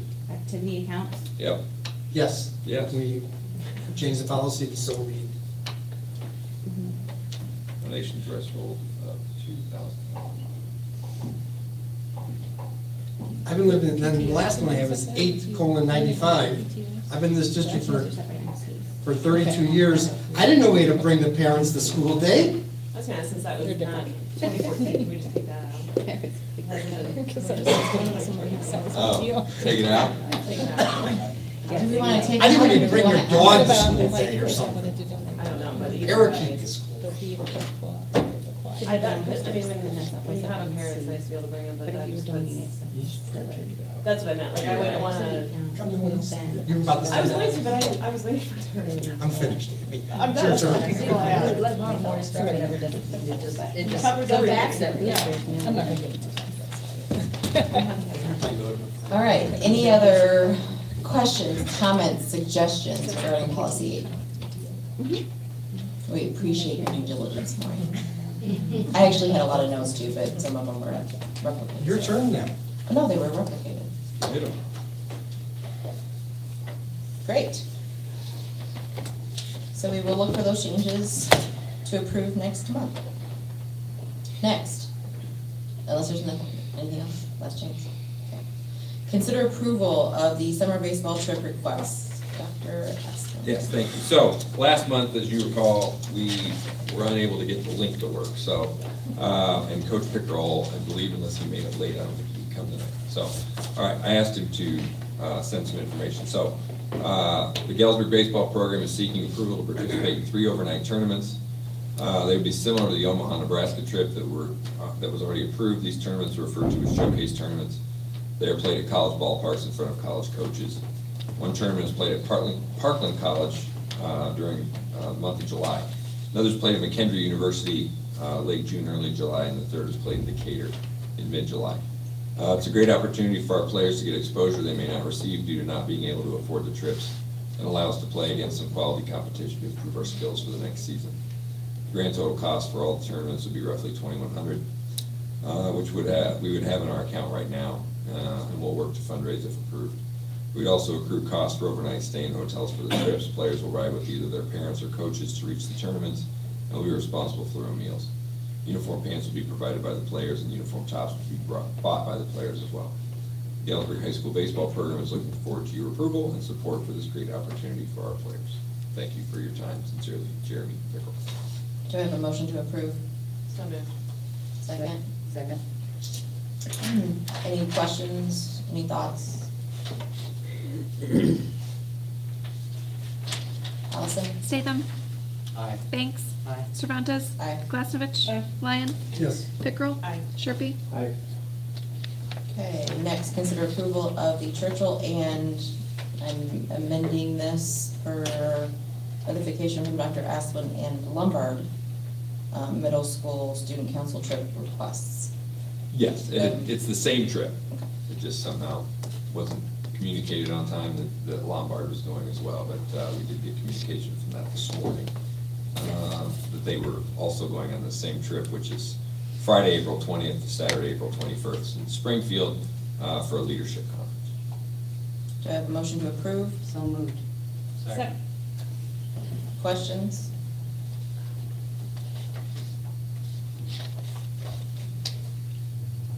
Allison? Banks?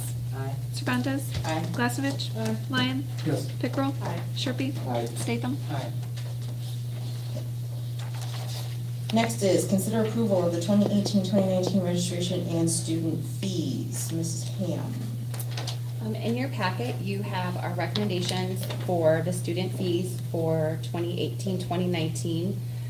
You'll see that in terms of registration fees, that there are no changes recommended other than the activity participation fee, which we can talk about here in a moment. We have requested an increase to the driver's ed fee to allow us to budget in 3 hours of weekend, holiday, and evening drive time. We do seem to have a bit of a backup this year with driver's ed, and we did not, based on our projections, have any money budgeted for that, so that's taking into account the increase in driver's ed, and then the mandatory 10-cent per year increase that we have to pass on in terms of breakfast, lunch program. That's a federal rule that we have to comply with. And then we have. That's not permanently at 10 cents, just until we reach the Well, until level. Correct. Correct. Okay, Until how far are we from reaching that level? I believe it's $3.90, so we're. Quite a ways. Quite a ways, and most likely they'll adjust the threshold at that point. Okay, thank you. So, and so those are recommendations for increases. When we spoke with the administrators regarding the activity fee, last month we talked about keeping the $5, $10, $15 activity fee for students, but having that payable at the school buildings. One of the recommendations that came out of that, and that as we discussed as an administrative team, was possibly charging per event, $3 per student per event, and then doing a family pass option where a family could get into a basketball game, a football game, a wrestling match for $10, regardless if it was 4 members or 6 members, to kind of promote families actually going to those events with their children. So the board just needs to have a discussion on what we want to do with activity fees. I just want to kind of address the issue about additional fees as part of the registration process. So registration will open next Monday on the 16th. 2 years ago, when the board addressed the issue of the outstanding fees in the district, there was about $250,000 in outstanding fees that had accumulated over time for a multitude of reasons.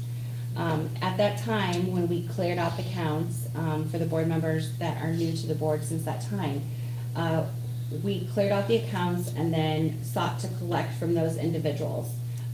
We got about $25,000 out of that $250,000 that was outstanding, but we kind of needed to clear the books because there had been so many inconsistent practices between the buildings that we needed to start consistent, clear practices from that point forward.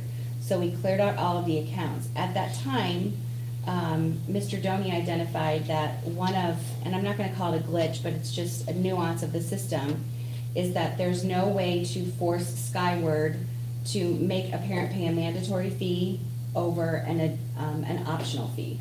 So what was happening over time was parents were skipping and not electing to pay the registration fees, and they were paying for things like parking, driver's ed, yearbook, things of this nature that were considered optional fees.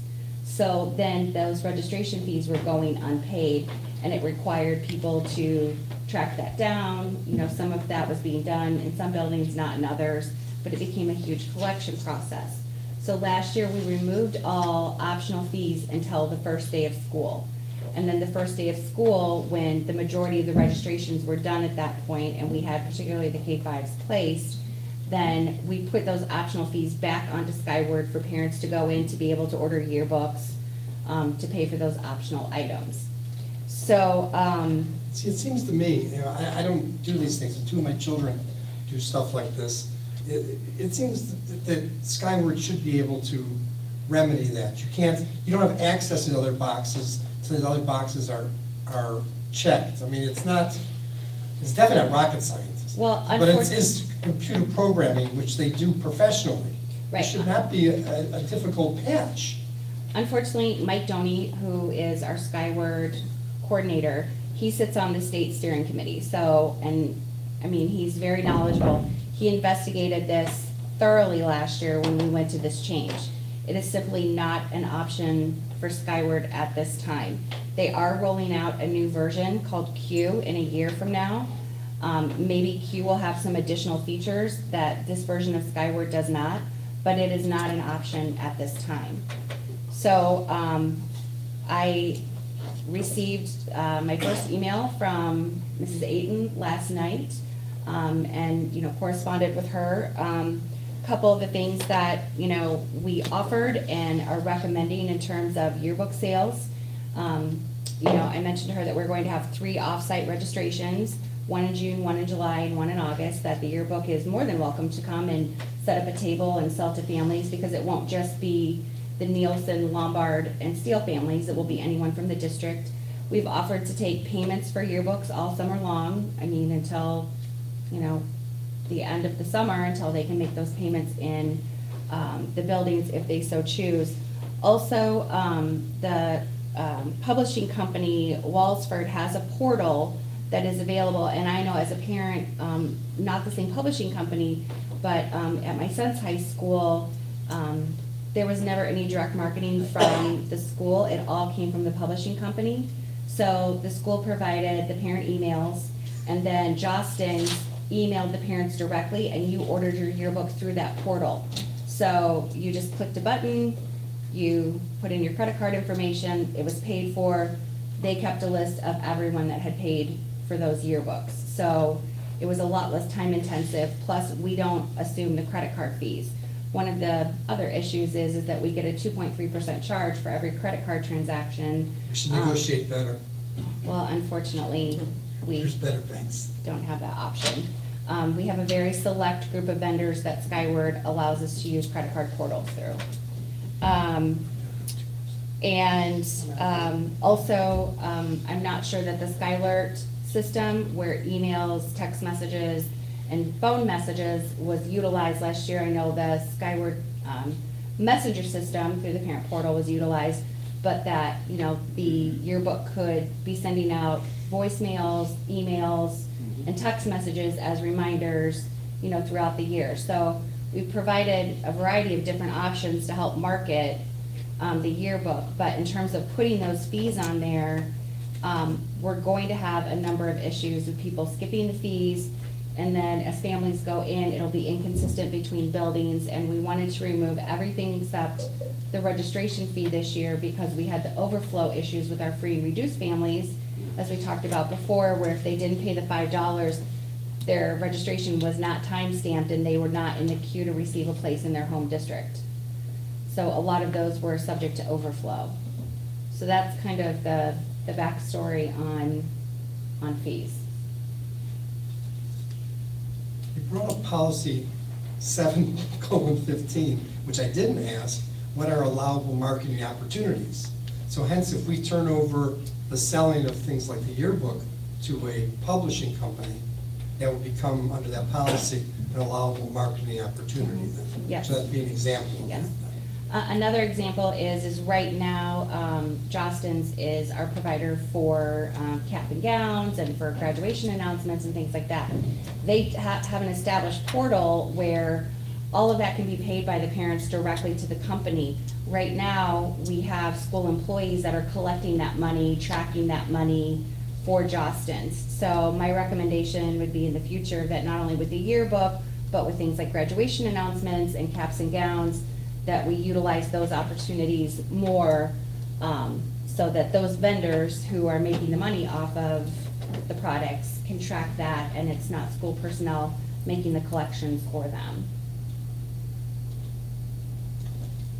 So I have numerous questions. One, what was the percentage of, did we see an increase in payment of registration fees by only having that, or did we still have the same problem?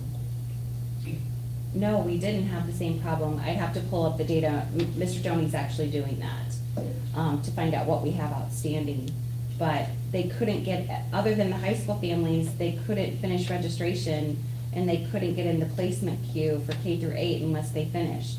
So that was a huge incentive for them to do that. Is there a way for a family to complete registration and then some kind of notification to pop up, so they've paid their fees, and a notification to pop up that then says they have the ability to do optional? No, the system cannot, like, take you to another page in essence, once you've paid one set of fees. What do you pay Skyward a year? A lot. Is it under $1 million? Oh, 100,000. Oh, 100,000. It's 100,000 a year, right around there. I think last year was 96, but depending on the modules, we sometimes drop or add modules. We were right around 96, I believe, last year. My only concern with going, I mean, I recognize the hours of staff time and whatever goes into that, but I have a concern about going just through Justin's because there's a lot of families that might not pay attention to those emails, those notifications, and then may not have that as an option. And then when it comes to trying to figure out where they were supposed to order it, for some families, it won't register. So I don't know how I feel about that option. Well, they could also order it directly from the Jostens rep, and that could be part of senior meetings where that information was given to families on paper. It wouldn't be the only way that they could order, but, in terms of, which is kind of, it's two separate issues because that's not an optional fee on the registration site. But it would help, in terms of making it easier for our parents to pay for their Jostens items, where they could just go on, they get a monthly reminder of what your outstanding balance is. For seniors, but that doesn't account for the first year, second, you're a freshman, sophomore, junior. Jostens is just for graduation supplies, Wallsport is for the yearbook. So they would be two separate. And I think it would just require communication, like we could definitely send out skylarks, which would be, voice skylarks as well as emails and as well as text messages. Like, please be sure to check your email or contact someone in the JHS office to order your yearbook. And I think there's different marketing ways. The other option, and we talked about this, and I don't think this is the board's desire, but if we eliminate fees altogether in terms of required fees, then it would just be optional fees that they could pick and choose from. But when we kind of had this conversation last fall, I don't think there was a consensus or a desire to eliminate registration fees. Then all the optional fees for the district could be listed on there, but we're losing $175,000 worth of revenue by doing that, so. Which that figure may be down based on the demographics of the community. Right, because only 30% of our families are actually paying fees at some level. We should need to revisit that again. But on the activity participation fees, the elementary and the junior high, but elementary used to go to things like bringing in entertainment, right? What do you use that for? You don't use it? We don't get it anymore. We used to get it when it was a $1 activity fee. So who gets the $5 now? It was built into their building budgets this year. Oh, they don't get that money anymore. Well, they do, but they get it through their building budgets, and then it's discretionary for each of the principals to decide how their building budgets are spent. So you're recommending that those funds would, that $5 a head fund come, they just lose those funds, or there'd be another source of that for next year?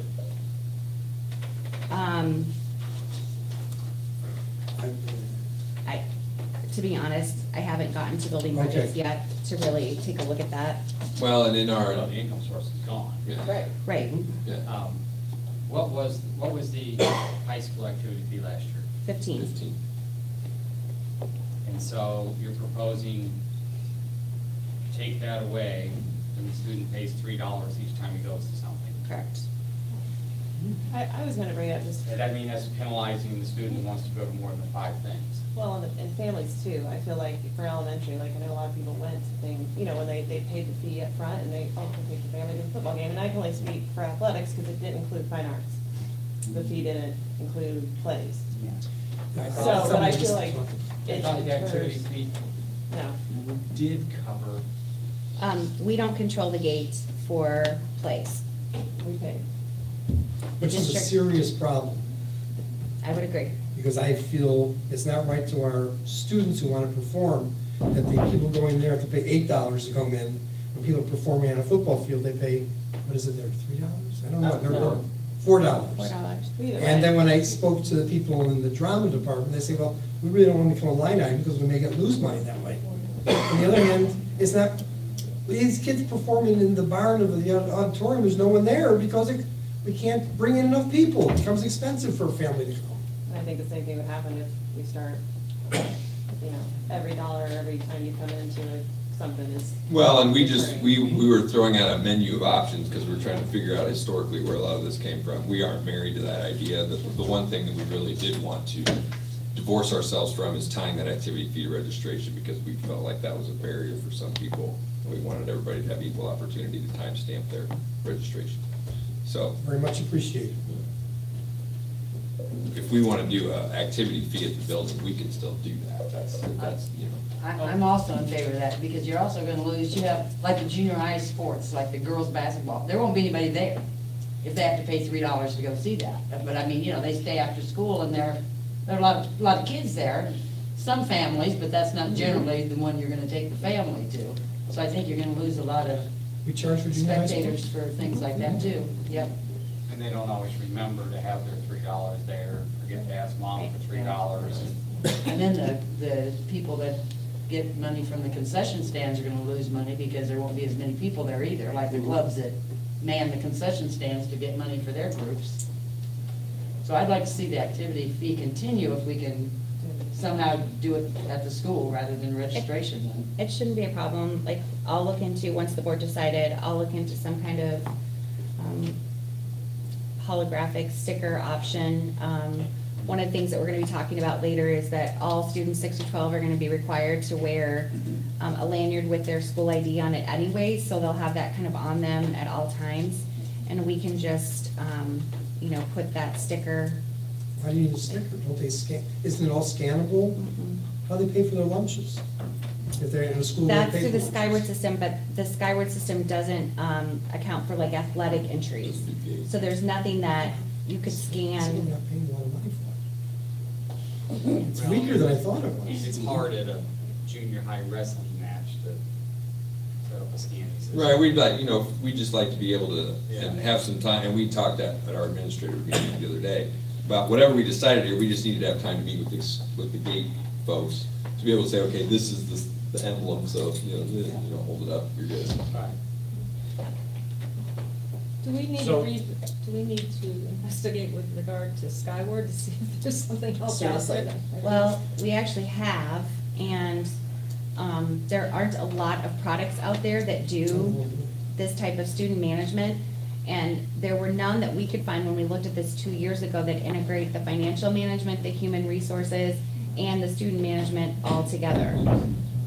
So as clunky as it can be, for lack of a better term, it's the best option out there for a district our size in terms of needing to integrate all of these components.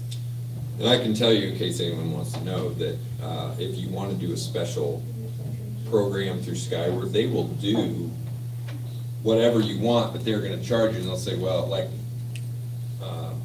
this is gonna cost you, you know, $15,000, or this is gonna cost you, you know, so we can request to say, hey, what's it cost to get a special code, and they can get us a price, but, you know, that's about as far as, they're not just gonna throw it in.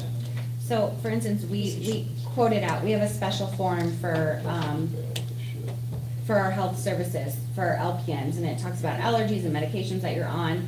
And one of the things we wanted to do 2 years ago is, we wanted that to actually be integrated into the same page into Skyward. Right now, it's called a custom form. And so, the LPNs can look at that form, but then they have to transfer that information into the Skyward form. In order to do that, they quoted us $15,000 in 6 months lead time in order to do that for a custom form. And at that point, we just said, well, we'll have our staff do that. So it's very, very costly, and we've looked at it for other options. I'm really hoping that this new version called Q, that they're enrolling next year, will have James some of Bond these. Q? Yeah, kind of like Cool. Q. That will have some upgraded versions. We've seen snippets of what it can do, and it looks like it's much improved in certain areas. But we won't really know until we make that conversion next year. Back to activity. So your idea then is to sell an activity pass after registration? After registration, right. Going back to that PR committee, parents need to be aware of this. Well, and I recognize, I struggle with this every year, because to me, it harkens to food camp conversations. I'm gonna dictate to you how you spend your money and what you spend your money on, and I recognize that we have to get our fees I get it, I understand it, and I wouldn't want people paying for yearbooks and parking before they're paying for their education, but, it just,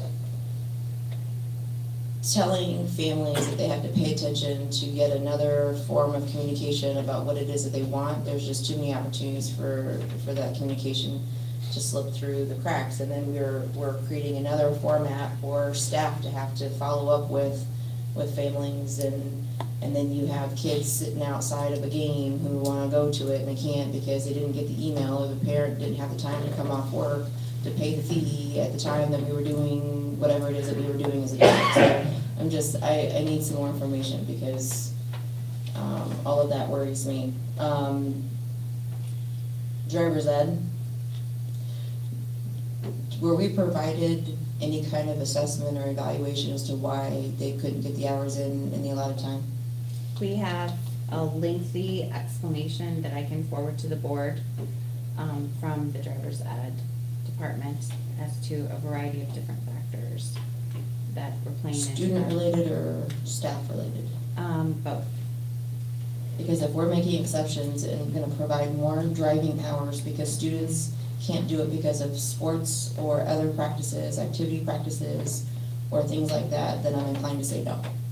So some of them had to do with staff members being unavailable because of coaching responsibilities, so that obviously driver's ed, you can't sub that position. So if someone is gone or absent because of illness or because they have a coaching responsibility, there's no one to pick up that block of driving time. So that was one of the examples. I know there are a couple kids that are in academics for all 4 blocks, so their parents did not want them pulled out of a core academic class to drive for the 6 hours. You know, one of the things that Mr. Houston and I have talked about is that in the future, potentially requiring that the term that you take driver's ed, you have to take PE, because then that gives kind of an area where that teacher who's driving can pull you from to do those driving hours. The problem with that is kids that want to take a full academic load, even though they have to have so many terms of PE, that could limit them. So unfortunately, driver's ed just continues to be this continual issue of a variety of different factors that we are attempting to monitor, but some of them, there's nothing we can do in terms of finding a solution for it. Well, then you have a band student, for example, that doesn't have to take PE, so Right. for 4 years, Right. they would be exempt from it, so why should they be exempt from it then? The bottom line is, since I've been sitting here, we've had trouble getting driving hours in for kids, and Who we cut back? I'm surprised the memo that you got is only a few pages.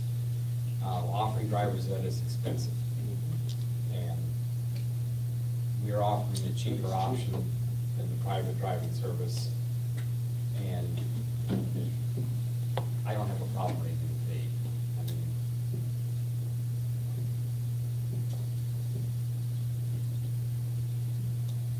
I just wanna make sure that we're doing it for appropriate reasons. Can I ask about another fee? How come parking's only $20 and it costs us hundreds of thousands of dollars to resurface that sucker? I mean, only people who can drive have some dollars of some sort. Why don't we just, I think $20 is cheap for the whole year. you sound like me a couple of years ago when I said the same thing. I can have it. And then we proposed a higher fee and it did not get passed. What were you proposing at that point? Let's see. I think I, student parking.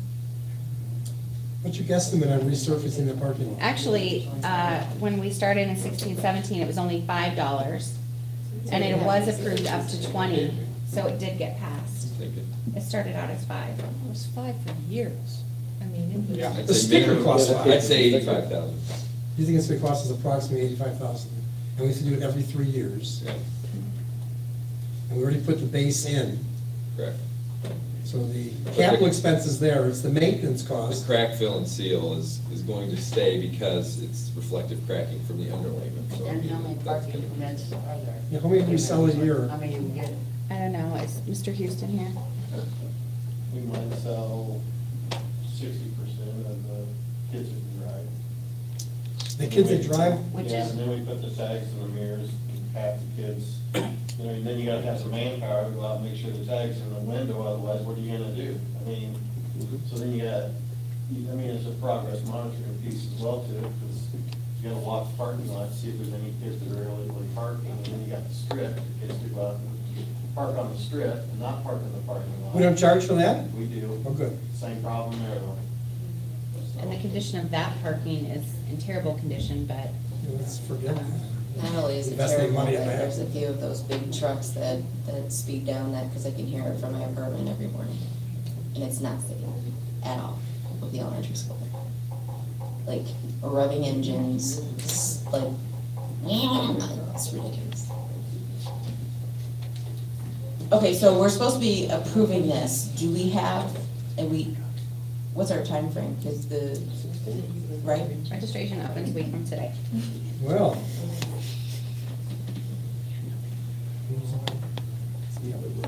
So we're not recommending to raise registration fees.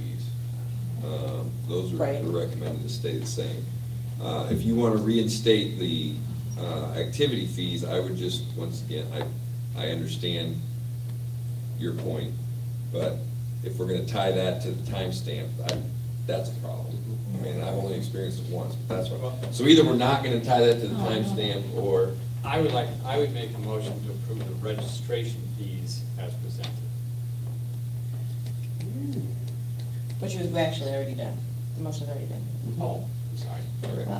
No, the motion was. Oh, we haven't made it? The registration. For the whole We've just been in package. discussion this whole time without a motion? Who's the president? yeah, I don't have any. All right, Wayne makes a motion. I second.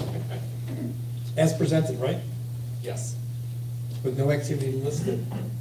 No, the registration. Just registration. Just registration. Specific. Okay. Because there's no change. I still second. Registration and student. Is that a problem?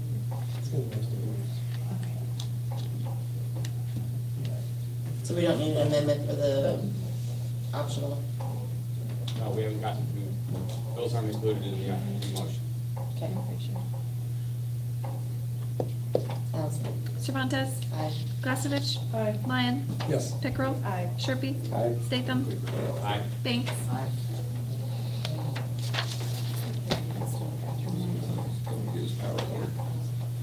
And I would make what was the elementary activity participation fee? $5. It's five. It's 5, 10, 15. And what did the elementary school student get for that $5? They could get entry into any athletic event in the That district. includes the high school? Yes. Yes. Yes. And so we can get it discussing, I would propose that all the optional fees, including the activity fees for each level,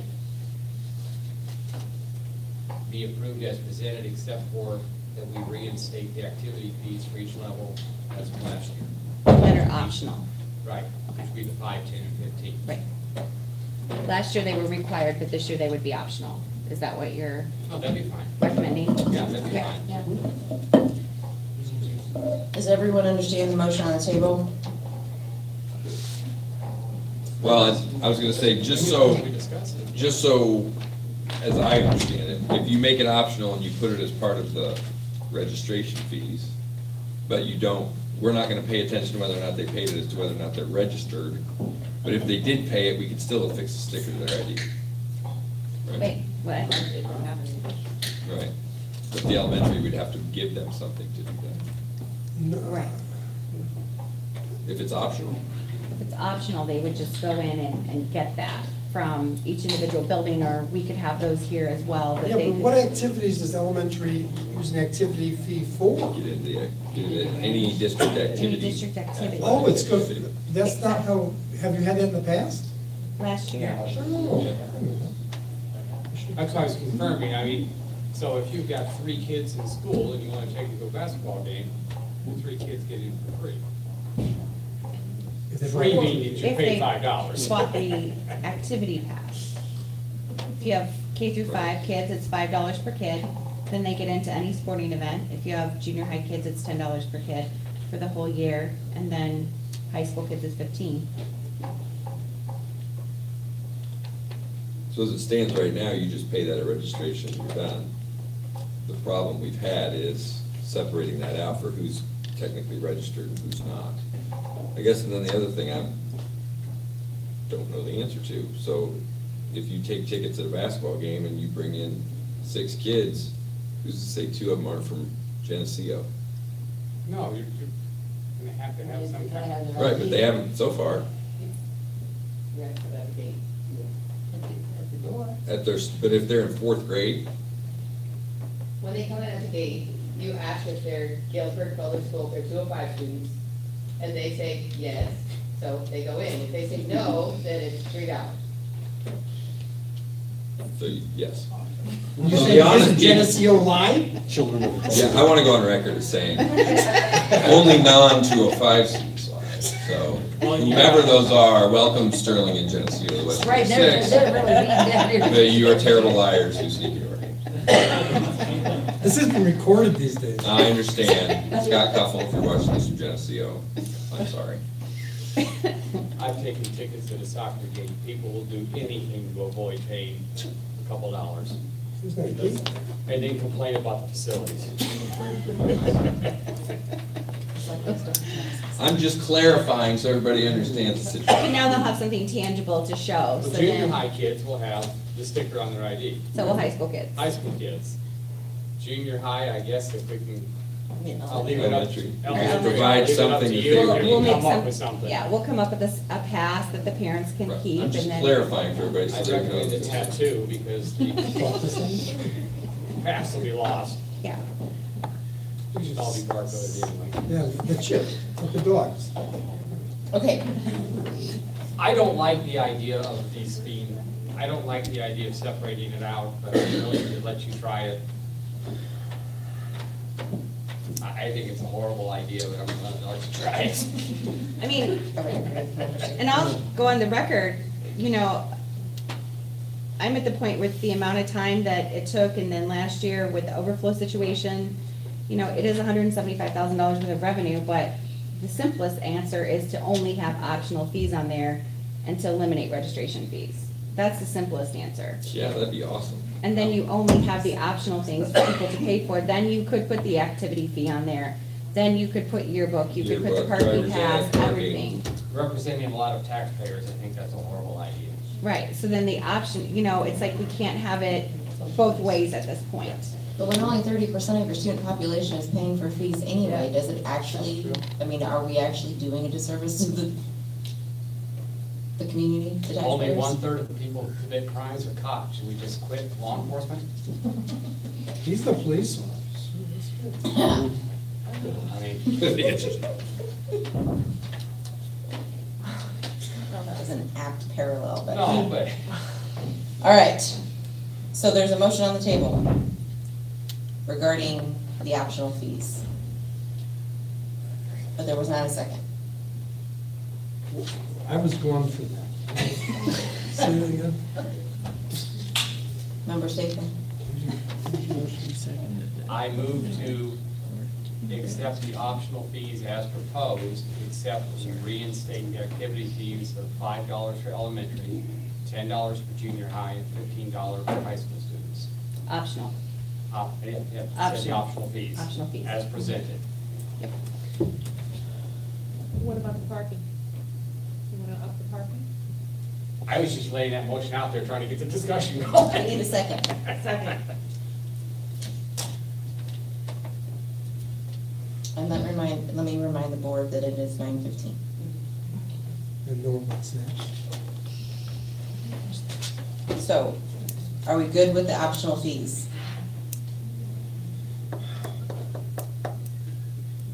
Is this when we just want to discuss the parking or not? Yes, this would be where we discuss the parking. I don't think it would hurt to raise that a little bit. I don't know.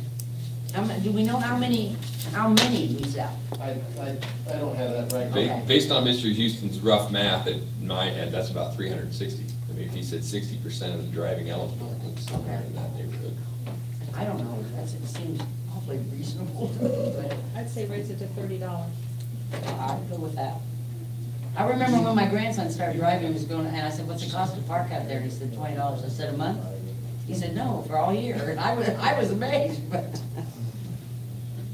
I don't know where else you would be able to park for a whole year, for 9 months, for $30. Anyway. It's an increase, so let's. Yeah. Right.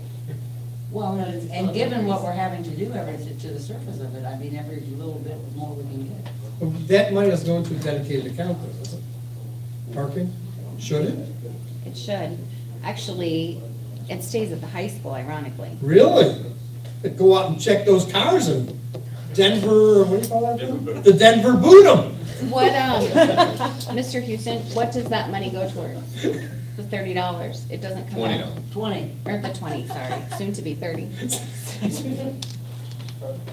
What's it go to? Yeah. Just a general fund? Yes, it goes to general fund. Really? Pays for stickers. Kind of like our ID. There's a dedicated account for ID, so it goes into one of the activity accounts. Right. It goes into an activity account. It should stay here. It should come into. So you're gonna raise it and then take it whatever- away from whatever fund. We just raised the fee and took away your money. No, if it's for parking, it should go to parking. Thousands of dollars to resurface it all the time. It's the user fee. The feds pay 20%, we eat rest of it, right? No. Isn't that the new model? So if we raise it to 30, I mean, is that good? Like, can we do that now? Yeah. He has to change his. Well, I think last time we did it, to be fair to Tiana, she was the most vocal opponent of raising it. So I want to give her a chance to speak. My apologies. No, Full bladder. We all should be raised. I do too. I was just saying, last time we talked about this fee, you were the, I think, most vocal opponent of raising the parking fee, so I wanted. Well, I mean, have we had, I think my problem with it, and this goes back to an ongoing discussion that someone else in the audience can relate to in my professional capacity, if we don't have a way to monitor it, we could charge any price that we want to, but if we don't have a way to monitor it, we don't know who's parking in the lot and who's paying and who's not paying. My challenge is that there are some people, for whatever reason, families, that are opting not to ride the school bus, which is the mode of transportation provided by the district. When you don't have that and you're charging parking and you're increasing the price, then you're discouraging, an option for kids to get to school for families that may be the option that they have. So we can talk around it. What are we talking about increasing it? Up to 30? Have there been any complaints about the cost of the parking? No, but you'll see more kids parking in Northwoods. The church across the street, which is what I wondered, because I do see a large number of vehicles over there in the morning. Really? Yes. Because you can walk right, to have a block, walk. And At least we're not recommending more expensive parking than park up close. And I have trouble seeing it as a real deterrent or hardship, given some of the cars I've seen parked out there. But the fact that they can drive a car to school, I don't think it's too much to expect them to pay $30 for the parking, when they have the option to ride the bus, if it's a monetary issue. But I just don't think $30 is out of line, but. I'm only one member. The other thing is if I could, I'm sorry, is that the cars that don't have parking stickers, trying to run the plates on those cars to track who that person is down is very exhausting. And I'm not so sure that we can even get the license plates anymore. I seen you looking, and I'm pretty sure I knew the Yeah, answer you're not allowed before I to do asked that. They don't run them for us, so I couldn't track We that could boot down. We could get a boot. We can boot them. Yeah, you could be the unfortunate one or two to get the boot. Yeah. Every Okay, day a different one. so- Every day, one car gets It's the like boot. seven. There you go. Oh, 7.5 a day. It's kind of like random drug testing. Oh, we're talking about different things. We do take these orange stickers and put them So- on the windows that are real hard to peel off too sometimes. Well, I'm glad $20 going towards something. Oh, I'm looking at how much the total revenue that they generate approximately. 6,000? Said 300 times. But you can't do it times. 20? Seeing if you divided, No, 7,000. I believe we're over here trying to make some calculations about the efficacy of the parking fee.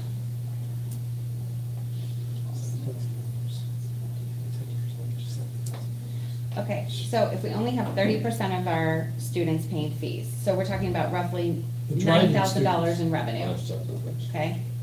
$9,000 in revenue. One option, Yes. not saying that this is what we should do, is that if you increase registration fees to $140 per student, that covers the $9,000 in revenue, taking into account that only 30% of the students are paying for that. I mean, I'd rather raise the parking fee. Yeah, because it's. They're using it. Because it's optional. Yeah. It's a user fee. In some Charge towns. is optional. And we already have 30% paying what 60% are. Yeah, I mean, you raise it and you just run the risk of Saturation. monitoring, and that's your ballgame. and Mr. Houston, a golf cart. And a boot. Well, I'm gonna amend my motion. Okay. And it'd be that we pass the optional fees as presented, except for reinstating the activity fee of 5, 10, or 15 for the different grade levels, and increasing the parking fee to $25. It just sounds better than 30. And does the activity fee have to be paid, it comes after the fact, right? No, It says an optional. It's fee. optional. it's an optional fee. Which is gonna have to be a lot of PR, but it's gonna be an opt-in instead of an opt-out. I agree. I said before, I think it's a bad idea, but I understand why they want to try it.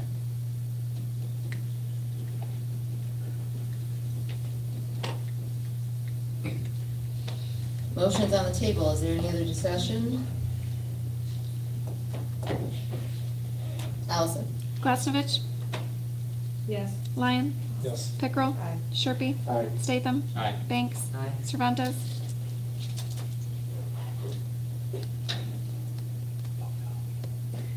I don't want you to know.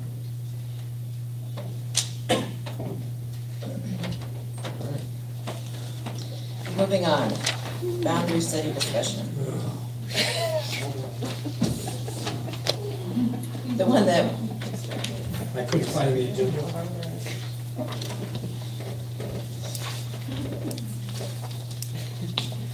I don't see a name next to this, is this Mrs. Simone? It can be Miss Seymour or me, I'll start. We met last Friday and came up with, and looking at the boundary study again, and came up with collectively what we felt was a plan that met the spirit of the request, but also did not change the boundaries at this time. Yes, we did look at the boundaries, but we still believe that it's not a solvable problem at this time, given the flux of the buildings, and we know there's some debate about that. But what you see in front of you is a utilization by building, and yellow means that those rooms are currently open, and purple means those will be additional open rooms next year. So yellow would be open for 2 years, purple for only next year. So What is yellow again? Yellow's open currently this open, year. and it would be open next year as well. So when music room is in yellow, It's half the time. Half the time. See, it's done with the It's- diagonal. yeah, it's boiler room. Well, they're just, Very good. that's right. There's no weather there anymore. So what the committee and committee members, please jump in at any time if I mess this up. We're recommending to move the life skills and comm rooms, which are currently located at Gale and at King, and moving those to steel to maximize the space and make sure there's air conditioning in those students are in air conditioning. So what that would do is you'd go from 4.5 vacant rooms in steel to half of a vacant room in steel. But Gale would go from 5 open rooms to 10. King would go from 3 open rooms to 4. Silas would go from 4.5 to 5.5. And Nielsen would go from 1 open room to 2. So we'll welcome any debate, discussion. I just had 2 questions. Will class sizes from school to school be affected? No, because it's just the comm rooms, the comm room and the life skills room. Right. That stands for communication? Yes. Yes. Sorry. And So with all this moving, well, and there are some fluctuations in sections and things of that sort, and that's somewhat reflected in some of these changes in rooms too. So there will be some, based on some movement of populations, there will be some sections that have to change in each building, or in some buildings. But as it stands right now, those class sizes would be what they are this year. and on the comm rooms, we have 1 at Steel now and 1 at King. Mhm. And so now there will be 2 at Steel? Yes. Potentially, yes. There are 2, it has to be broke out by grade level. So in the older comm room, there's only 2 students there. And and I'll let Dr. Mashad speak to this, but it's my understanding that once they move on to the middle schools, that they're going to be in life skills rooms. So we're gonna begin the process of integrating them in with the life skills students, because they would not qualify for cross-cat once there's no longer comm rooms at the K-5s. Is that correct? What we would have to do is we have to look at each one of those individual students that would be in question. So in this case, in the upper level, we have 1 3rd grader and 2 4th graders. There's a chance we could integrate the 3rd grader in the lower classroom. You can't have more than a 4-year age span in special ed classrooms. Not great age. So you look at the younger of the kindergartners coming into that room and that 3rd grader to see if we would violate that 4-year age span or not. The 2 4th graders, it wouldn't be necessarily, in this case, we would have to look at life skills for those kids. But that would not be the guarantee of the norm each time. We would have to look at each kid's individual IEP, their functioning level, and their ability to determine if there was no comm room, which is what we do when they hit 6th grade. If there's no comm room in 6th grade, what are their behaviors like? What is their intellectual functioning ability? And so where would they best be served? An ED room because of behaviors? A cross-cat room because they're higher functioning but have some communication needs and will need extra support? Or do we put them in the actual life skills room? So it would be an IEP team decision to have to look at and move those kids as to what would be the appropriate. We have never added a junior high comm room because we don't have enough of the numbers of kids moving up. So if I took I don't have exact numbers in front of me, but if I took, say, the 3 kids in life skills at Lombard right now that would benefit from maybe a comm room, that's not enough to start a whole new classroom and a program, not to mention that teacher has 9 kids on her caseload, that leaves her with 6 kids, and there's not enough room in the other life skills room. So right now what we've done is look at them at 6th grade, and because our numbers aren't high enough to add a comm room, those kids either go to cross-cat with support or life skills. We've had at times a kid that may go to ED if their behaviors are significant enough, and we service them in that environment. But you're telling me as the special ed director that if we do this move and send all the kids over to Steel, that they're gonna get the same level of services? No. A life skills room will not provide, a life skills room can try to mirror the services that a comm room has, but it would be hard to have a life skills room do 100% exactly of the services in a comm room.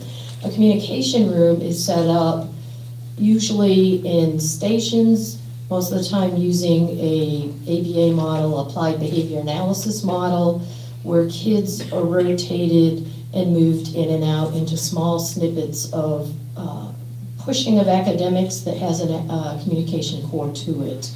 All kind of individual based. Each kid is kind of individually set up as to where they are and what they need to work on. A life skills room, you have half the kids in that room that are going to be more into the severe and profound intellectual range, that are focusing more on a social aspect, a social functional academic environment. So they're really kind of two separate groups. You could service those kids in the life skills room, but it would not be the same exact academic as they would be getting in that communication. So with the two comm rooms we have now at this level, how many students are we servicing? This year, we're servicing 6 students, roughly 3 in each room, I believe. Next year, we have a high group of pre-K students coming up that would be kindergarten age. I don't have those numbers in front of me, but we would be looking at... But you anticipate they're going to be higher? Yes, a higher number of kids. So then if we do this, how many kids can we service in the... The maximum you can service in one of those communications rooms would be 10 kids based on the severe needs of those kids. So we would be at, depending on what we did with that 3rd grader, if she went to the level 1 room, would we be at, what did we say, 9 kids or 10 kids? I don't remember 10. off. So probably 9 kids. So we're servicing, we would be projecting to service next year 11 kids between the 2 rooms. You have those numbers, Mr. Bradburn. I believe it was 7 or 8 kids in the lower class, and there would only be 2 in the upper class. That's why. Well, there's 3. There's 3. There's a 3rd But you grader and accounted 2 for 4th. her going down. If she went down, then it adds to that lower class numbers. I don't have them in front of me, but it is 8 or 9 that would be serviced, and the 2 4th graders could not be serviced in the lower room based on their age. So there would be 2 comm rooms at Steele? Not in what was being projected. That's what I'm trying to ask. 1 comm room. With how many kids in it? I'd have to go in the office and pull it. It's 8 kids, 8 to 9 kids, depending on the 3rd grader. Do you want me to go get those numbers? I can go, they're right in my office. Yeah. Again, I can ask another question? On the first page here, am I missing something? But basically, if I add up the number of open rooms you're projecting for next year, it exceeds the capacity of one of our schools.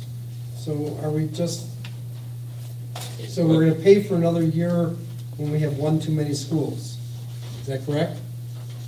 Because it shows that we have 22 empty open rooms for next year, and our other buildings all have 18 rooms in them, except for Willard.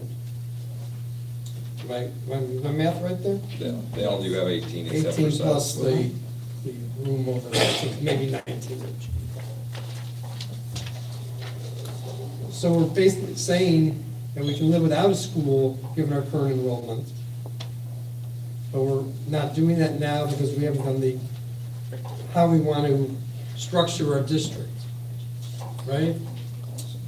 Am I missing something? No, you're not missing anything. That's the conversation we've been having for 3 years, but it's been difficult to make that decision given all of the fluctuation and all of the change that we have actually had to make as a board over the last 3 years. We didn't really want to compound that at that same time. If people need to look at it. But on the other hand, maybe our classes are too large at some levels and we need more classrooms.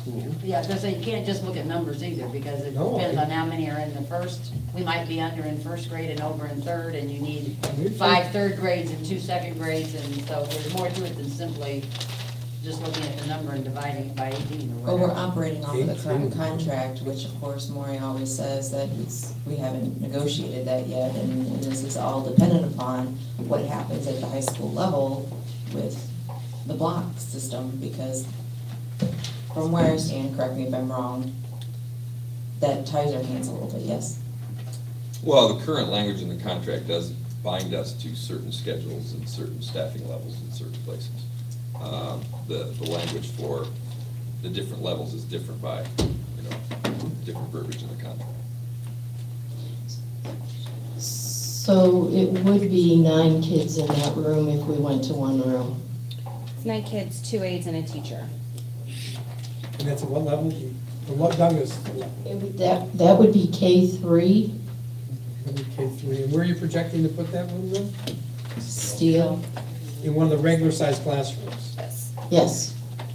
So what type of program, and the other communication class that we have currently is what, in the classroom we built out of the former office, correct? Where it says CC? No, that's cross-cat. And that's cross-category. So Yes. where's the other communication room? That's already there. It's where it says Mrs. Winstead. I believe it's across from the library. I was just told that was cross-category. Is it across from the library? Where is it, ma'am?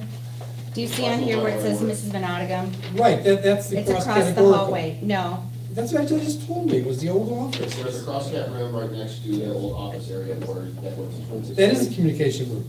Correct. Deb Winstead, but Mrs. Venatigan is not a Okay. special ed room. So where is the cross-categorical room? The old staff lounge. Okay, the room next door. Okay. Across from the bathrooms. How many students are in that room? I can tell you that. I can look at my enrollment sheet. Crosscat's not on there, only special programming's. Okay, forget it. Um, Okay, so the one communication room is there now. Steel Crosscat next year will have 31 school-wide. Yes.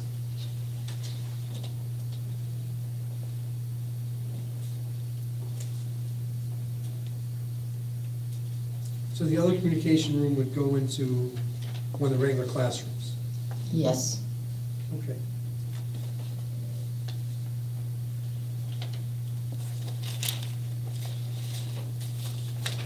And the rooms that are outlined in purple that say moved, No, those are anticipated to be vacant next year. oh, those are still being vacant.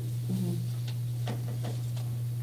So where it has Mrs. Reed, what would be in that room? They just make, That's a position we're looking at downsizing based on only 31 cross-cat. That would be 2 teachers, so we would be looking to downsize one of those cross-cat rooms.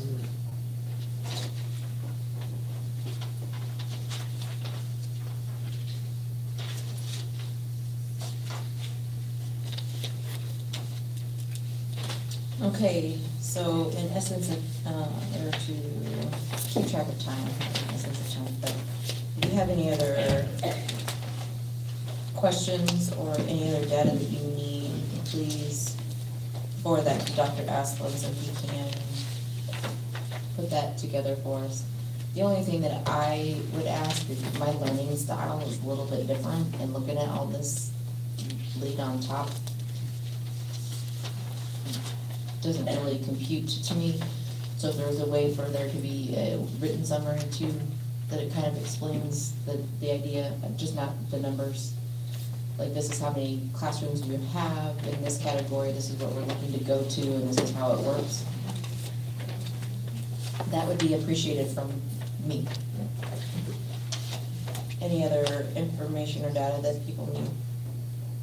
No, I guess just, I'm relying upon our special ed director, but just an explanation of how we go from 2 comm rooms to 1. It sounds like we're gonna have a few more students, and increasing the student-to-teacher ratio and providing the same service. I haven't wrapped my head around it yet. Maybe someone can say, well, Wayne, you're missing your point.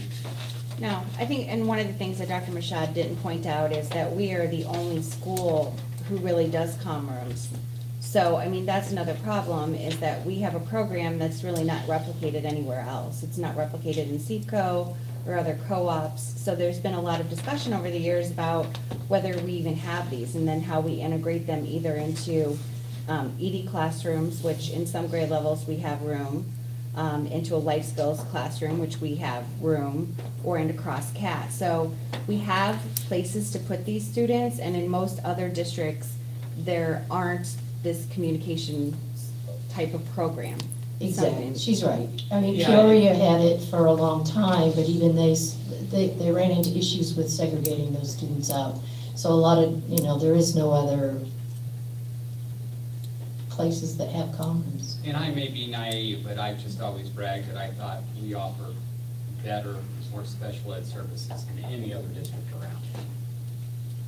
I've always taken pride, and maybe it's an institutional bias that I have, but I just hate to see, No, maybe I'm wrong. It just I sounds would like agree, bad that's a practice. reason, because no one else is doing it, that isn't, maybe they all should be doing it then, that's the It's just a communication costly delay a expense. child has. I mean, we're looking at, and it's entirely up to the board, but we've identified, places where we can reallocate staff to the tune of about $442,000. So that's a lot of money that It could be is. spent in other places, just creating some efficiencies. Just worry about the impact on the most vulnerable students that we're trying to get through. Good point, members. But regardless of what happens with the room, there's room at Steel. Whether we have two common rooms or Yeah. two life Second Steel. No, and There is I space. don't have a problem with that concept Yeah. at all. So regardless how many we No. end up with, there's room for them at Steel. No, I'm not arguing it against the program over steel, not at all. If that's the most efficient use of the space, then great. Then we'll pretty much max out that building. Okay, It sounds like it. all right. Next on our agenda, intergovernmental agreement for whatever it takes, also known as the WIPCON contract. I would make a motion to approve it. Second. Who's second? We'll give that one to Jeannie. Should get them all. No, No. Member Pickles had a few tonight. Any questions, conversations, discussion? Mr. Bradburn and I met, Yes. cleaned up my concerns from the last meeting, and assured me that before it's finally signed by everybody, there would be a grammatical sprucing up, Yeah, we talked. but no changes to content.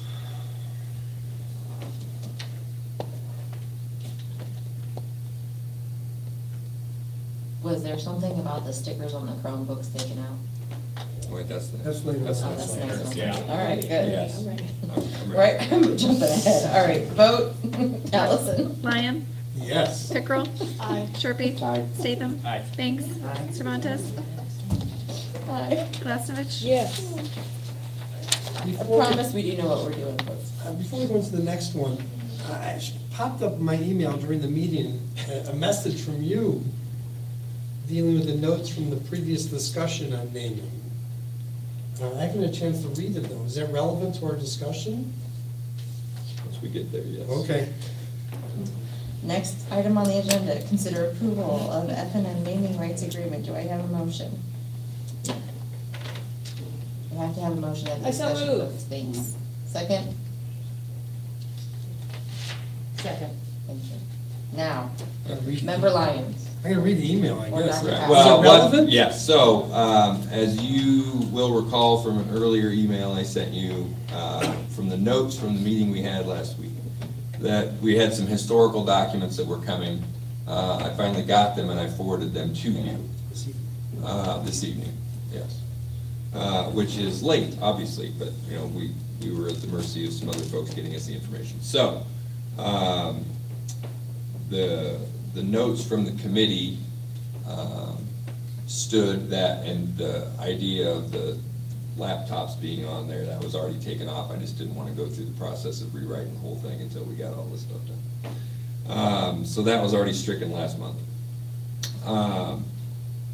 The notes from the committee were to clarify a lot of the things that were discussed a few years ago, and to talk about how those monies got to where they were on the level.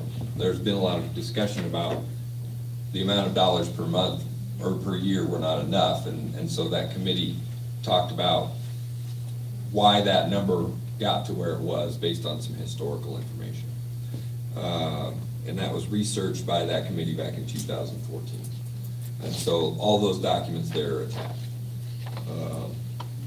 What I would recommend, due to the length of tonight, and I feel really bad because I see them in the back there and they've been waiting here patiently all night, is because we have to redo the parking lot agreement and to give you guys time to review those documents, I think it would be prudent to just table that until the special meeting comes. Other people that want to present something? They aren't here to present, they were just here to see on the vote. Oh, okay. So the committee was very desirous of the fact that we wanted to make sure that things that said the district would make every effort to maintain funding for, that it made a stronger commitment than that in the wording. That the district would provide funding for those things as long as those things continued. And they felt that the $25,000 was a sufficient amount. Those were predominantly the findings from the committee that we met last week. And I just want to point out, I've shared with Dr. Asplin and two of my fellow members that if I'm silent on this, I need to abstain from the discussion of the vote. Right.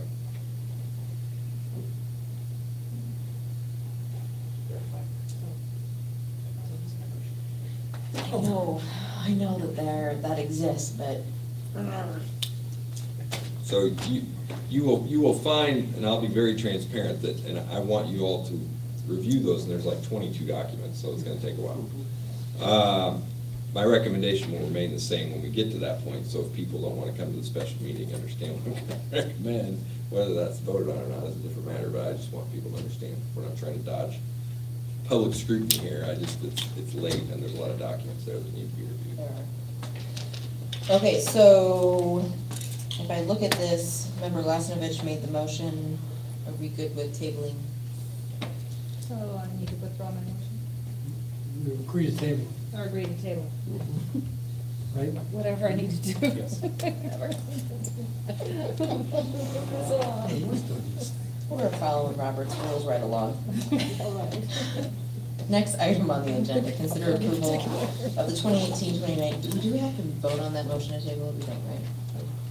Okay. Consider approval of the 2018-2019 Code of Conduct. So move. Second. Mr. Bradford.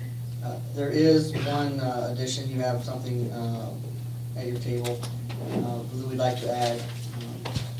And this is in relation to the IDs and the lanyards that was discussed earlier. For safety reasons, and we have the verbiage here, but basically for safety reasons, we're going to require lanyards for staff and students at the 6 through 12. And a replacement cost of $5, which will be included in the language. And I was just curious, I mean, seen this idea bouncing around the news a lot lately. Are the majority of districts going to this now, or? Going to IDs for everybody? Wearing the lanyards and your ID exposed at all times, or? I think I've worked in a majority of the districts. I was shocked. I've not been in a district for a while that didn't require it, so it's pretty commonplace. To be able to tell a student, look for somebody with a lanyard like yours and an ID like yours, so you know that that's an adult you want to talk to.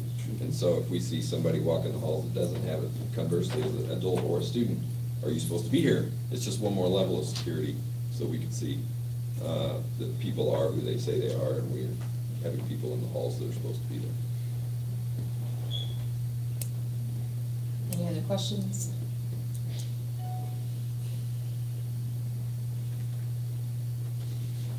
Allison? Sharpie? Aye. Statham? Aye. Banks? Aye. Cervantes? Aye. Glasnovich? Aye. Lyon? Yes. Pickrell? I'll ask Member Statham why he's shaking his head after the. These are sad times. Okay, on to agenda item 10, personnel. We are going to switch items B and A, and we're gonna consider approval of the job descriptions first. Do I have a motion? Any discussion? Allison? Statham? Aye. Banks? Cervantes? Aye. Glasnovich? Aye. Lyon? Yes. Pickrell? Sherpy? Aye. Okay, now on to the, to consider approval of the personnel report. Do I have a motion? So moved. Second.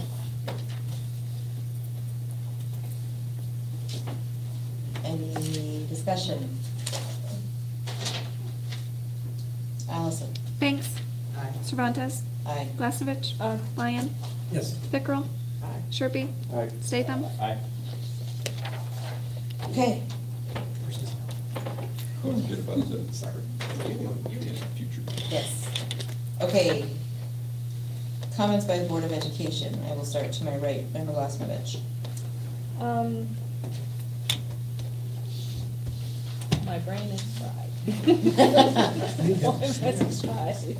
What was, young authors, went to young authors, out of the pavilion.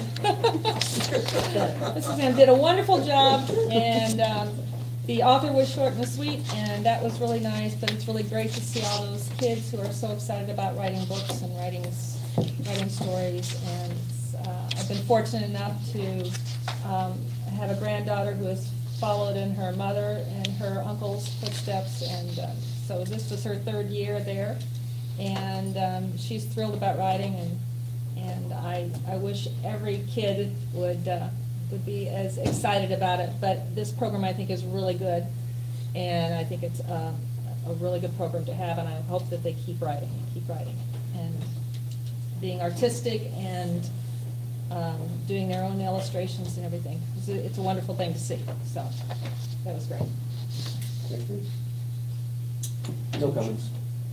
Member Pickle. I'll make it quick. When we started talking about recording the meetings, we had talked about the privacy issue of students in the beginning, and I think they're starting from the beginning, and so I just want to make sure, I know it's a form and registration, we need to check the waiver, and I know some schools are really diligent about not putting student pictures on Facebook or this or that, so I just want to, make sure that I don't want to have to spot check every student that comes in here when we do our presentations. Well, Just a and concern there's about the that. legal barrier, and there's the, and Luke obviously will exceed your expertise here, but if you went, and then we can have our own layer of protection, but if you come to a public event, you kind Okay. of lose that, give up that. That's all I needed to hear. Thank you. Member Banks. No comment. Member Statham. Still thinking about how these are sad times. Yeah, I hadn't heard about requiring kids wear IDs exposed all the time until I saw it on the news department. About the yearbook. We still need to work on your problem. I acknowledge that. And we still need to get together and come up with ideas quickly. As I said tonight, I think doing it as an optional fee outside of paid registration is a bad idea. I agree with you. I just don't know what the better idea is right now. And then, since I'm an oldie, maybe sometime you can explain to me again why your book isn't handed out at the end of the school year like it always was before, which I think would increase sales. I think it's easier to sell something that you're gonna get this year rather than sell something that you can come back next year and get, but that's just a thought. Member Lyon. Well, I guess, the issue about young authors, I read about it when I read about it in the newspaper. It would be nice to know something. I was glad to get notice the other day, though, about the junior, senior art show that took place at the Art Center. And that was nice, and they had snacks. We may want to model their behavior. It was a good show, it really was. It was very pleasant. If only we knew someone. What's that? If only we knew someone who owned. Moving on, and this piece about the activity fee not covering drama still bothers me. I think as a district, if we really want to make our community special, we need to make sure we're supporting endeavors that involve children. Then the district is gonna have to support. That's right, it's gonna cost money. The arts, because that's how they make their money to put on their shows. That's right. We should make up the difference then. I would love to see seniors getting in for free, so they can bring whole buses of people to come into those activities. I mean, we're gonna have Footloose playing in 10 days at the high school, and they'll play a few hundred people, being that big room for 2,300. It's not gonna look nice. Those poor kids have to perform it. We should pack the house, make it cheap enough to pack the place.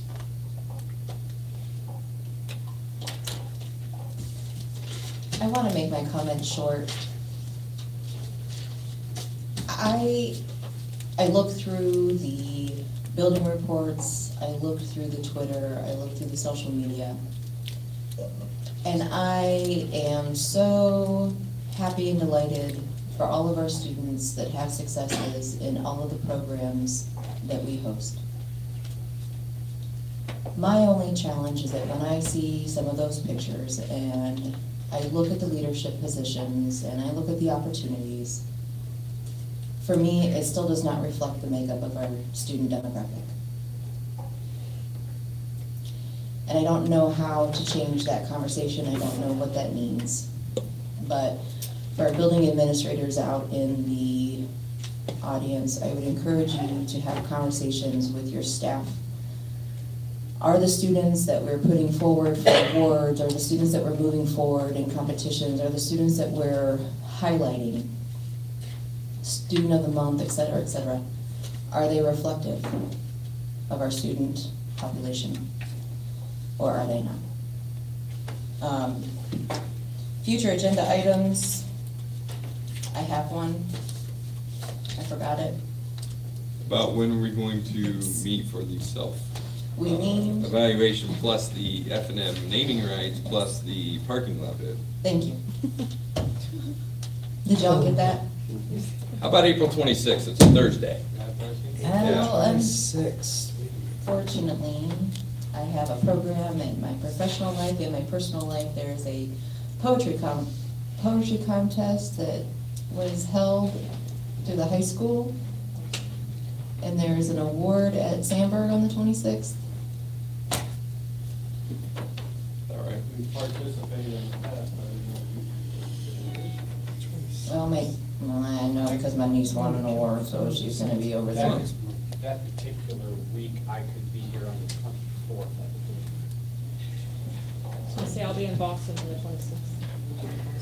24th? Graduation? No, April. 24th. Is Ryan finishing? No, he's getting married. Oh, very nice.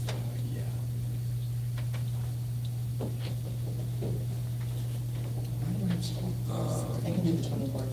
I can do the 24th. 24th, 5 o'clock? What was that Oh, like? really? I get off work at 5. Oh, 5:15? Yeah, be like the, 5:30? I'll be a little late. Let's just 5:15? say 2 to 5:30. Okay. Okay, special meeting, 5:30, April 24th. Okay. Other So than- we need to get a hold of Rita Owen, right? I'm sure that you guys There's other people.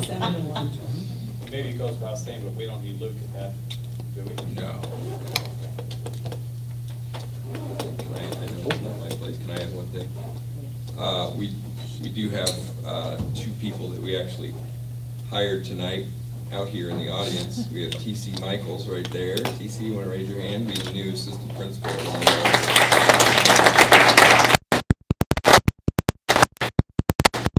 The new district curriculum director will be Tiffany Springer. If I missed anybody else, She's not new. new position.